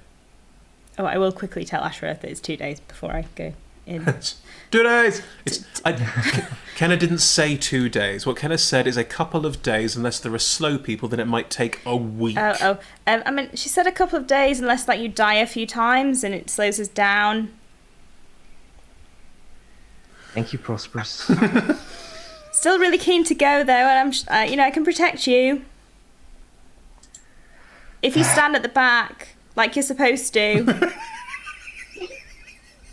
It's going to walk back to my tent. Heel turn, little cape flap, and but yeah, stride. Okay, stride. Ivy, Victor, Milk. Any more for any more? Food, making sure Aspen gets hot food. Sure, great. Victor. I look down. First of all, can I see Governor? And is he back in the? Governor's cooking Yes. back in the mash tent, but you can go and find Governor if you want to. As Governor starts serving food, you can come up behind. Well, in a sec, I'm just gonna look down to Cyrus and say, "Keep that dagger I gave you. Keep that nearby. Maybe for the next couple days." Should I go and get my axe? Dagger is fine. Dagger is small. Yeah, but I'm less Just- good with the dagger. I'm an axe person. You are an axe man. I just be smart about it. It's true, I can't hide an axe. All right, Okay, see you around. I'm getting some food. You've eaten. Oh yeah. So I will still go in, but not eat anything, obviously. Yeah. Right. And you go and find Governor, who's behind there. I'll Yeah. cycle on over to Colbeck Uh-huh. and just, lean next to whatever he's leaning next to. It's the tent, which you can lean on the outside of. It has a sort of strange solidity on the outside that you can lean on because it's a magical tent. And I will just cock an eyebrow in the direction where Ashra just went, just to read his facial expression. Relatively impassive. Good. I'll say, I'd heard quite fearsome things about the necrotic Miss Beckett, and yet, so far, interesting choices. You know what, Milk? Book's got many pages. Don't judge the cover. Well, quite right. Are you staying out here in the cold? Why wouldn't I? I don't know. I thought you might enjoy some of the conviviality of your fellow miners or fellow people who are miners. Go Bit of on. fun. I'll try and have fun. Why not? Brilliant. And I will skip off also for some natural, Grub. non-gooey food. Cool. You go for grub, and Colbeck will come with you. And you do note that when Colbeck's in Milk's company, a lot of the veneer does relax. They become more conversant. He becomes more conversant, and people will still give a wide berth because fucking terrifying, but also welcomed into the space. Victor, you were going to speak to Governor. Yes. I guess kind of subtly, maybe appear as if I'm going to help hand out food or something. Because, it's Victor. It doesn't seem very helpful, but maybe this is a thing Victor would do. Yeah. And I say, so, mission to the mines is on. mission for a black goo is very much on. It's not what it sounded like. No, not exactly, but people are being sent down. What happens now? Now is where we get to do a bit of our own digging. Look, maybe this is less feed the world, yes, for peace, and more this is good business, but I'm not going to leave the people here with no food. Just for the sake of profit. Yeah. Nice thing about creating an economy where people have got something other people want is you can charge more for it. Yeah, no. Look, I want to feed people, I do, but basic needs are not a business. And I'm sorry, I'm all for digging for food. I'm all for handing out food. I'm not going to profit of misery. Victor, it sounds like you're willing to help and the profit's all mine. So really, where's the argument? I really need that caravan out of the field. Right.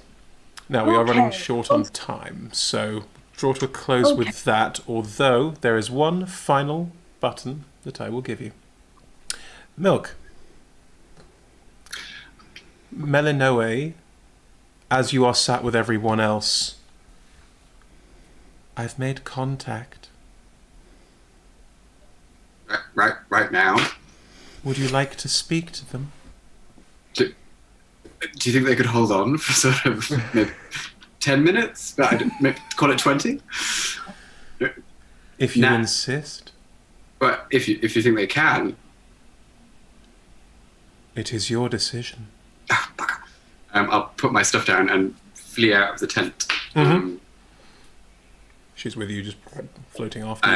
Whenever I suspect that we're alone, or I'm convinced that we're alone. You can run back to your tent if you want. You know you're alone in your tent. Okay, there, great. And I'll beckon her towards us so that we're close. Mm-hmm. Do it. She reaches one of her tentacle tendrils out and touches you in the middle of the forehead. And you suddenly feel, don't hear, feel a voice in your mind. Devour.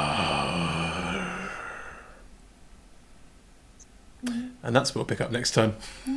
Oh, I don't like that. No, it's gross. Who do you think it is? I don't know. Right, we are super tight on time. So, if you'll allow me, thank you everyone for joining us for episode 3 of Corrupted, Icewind Dale Corrupted. We are playing 6 p.m. to 9 p.m. British Summer Time in the UK, but different time zones, different periods, on the twitch.tv/D&D channel and also at twitch.tv/adventureswanted. So join us here every week to find out what happens next. If you enjoyed what you saw, we're also on Twitter at Adventurers250. Everywhere else, we're Adventurers Wanted on Facebook, Instagram, Patreon, etc. So do join us in all of those places and say hi and all the rest of it. We'd love to speak to you and find out more about what you like of what we do. And on Patreon, you can, of course, patronize us to give us more money to do things. So if that's something you'd like to do, every piece of help is greatly, greatly appreciated. We are also sponsored, as we are, by D&D Beyond and Ultra Pro. Big thanks to both of them for being continual sponsors of our work. Couldn't do what we do without you. So head to dndbeyond.link/adventurerswanted or ultrapro.com to see all of their lovely things that they do. Right, that's about it from me. Big thank you again to everyone here and to all of our players and to our audience. Thank you for joining us and see you next week. Bye.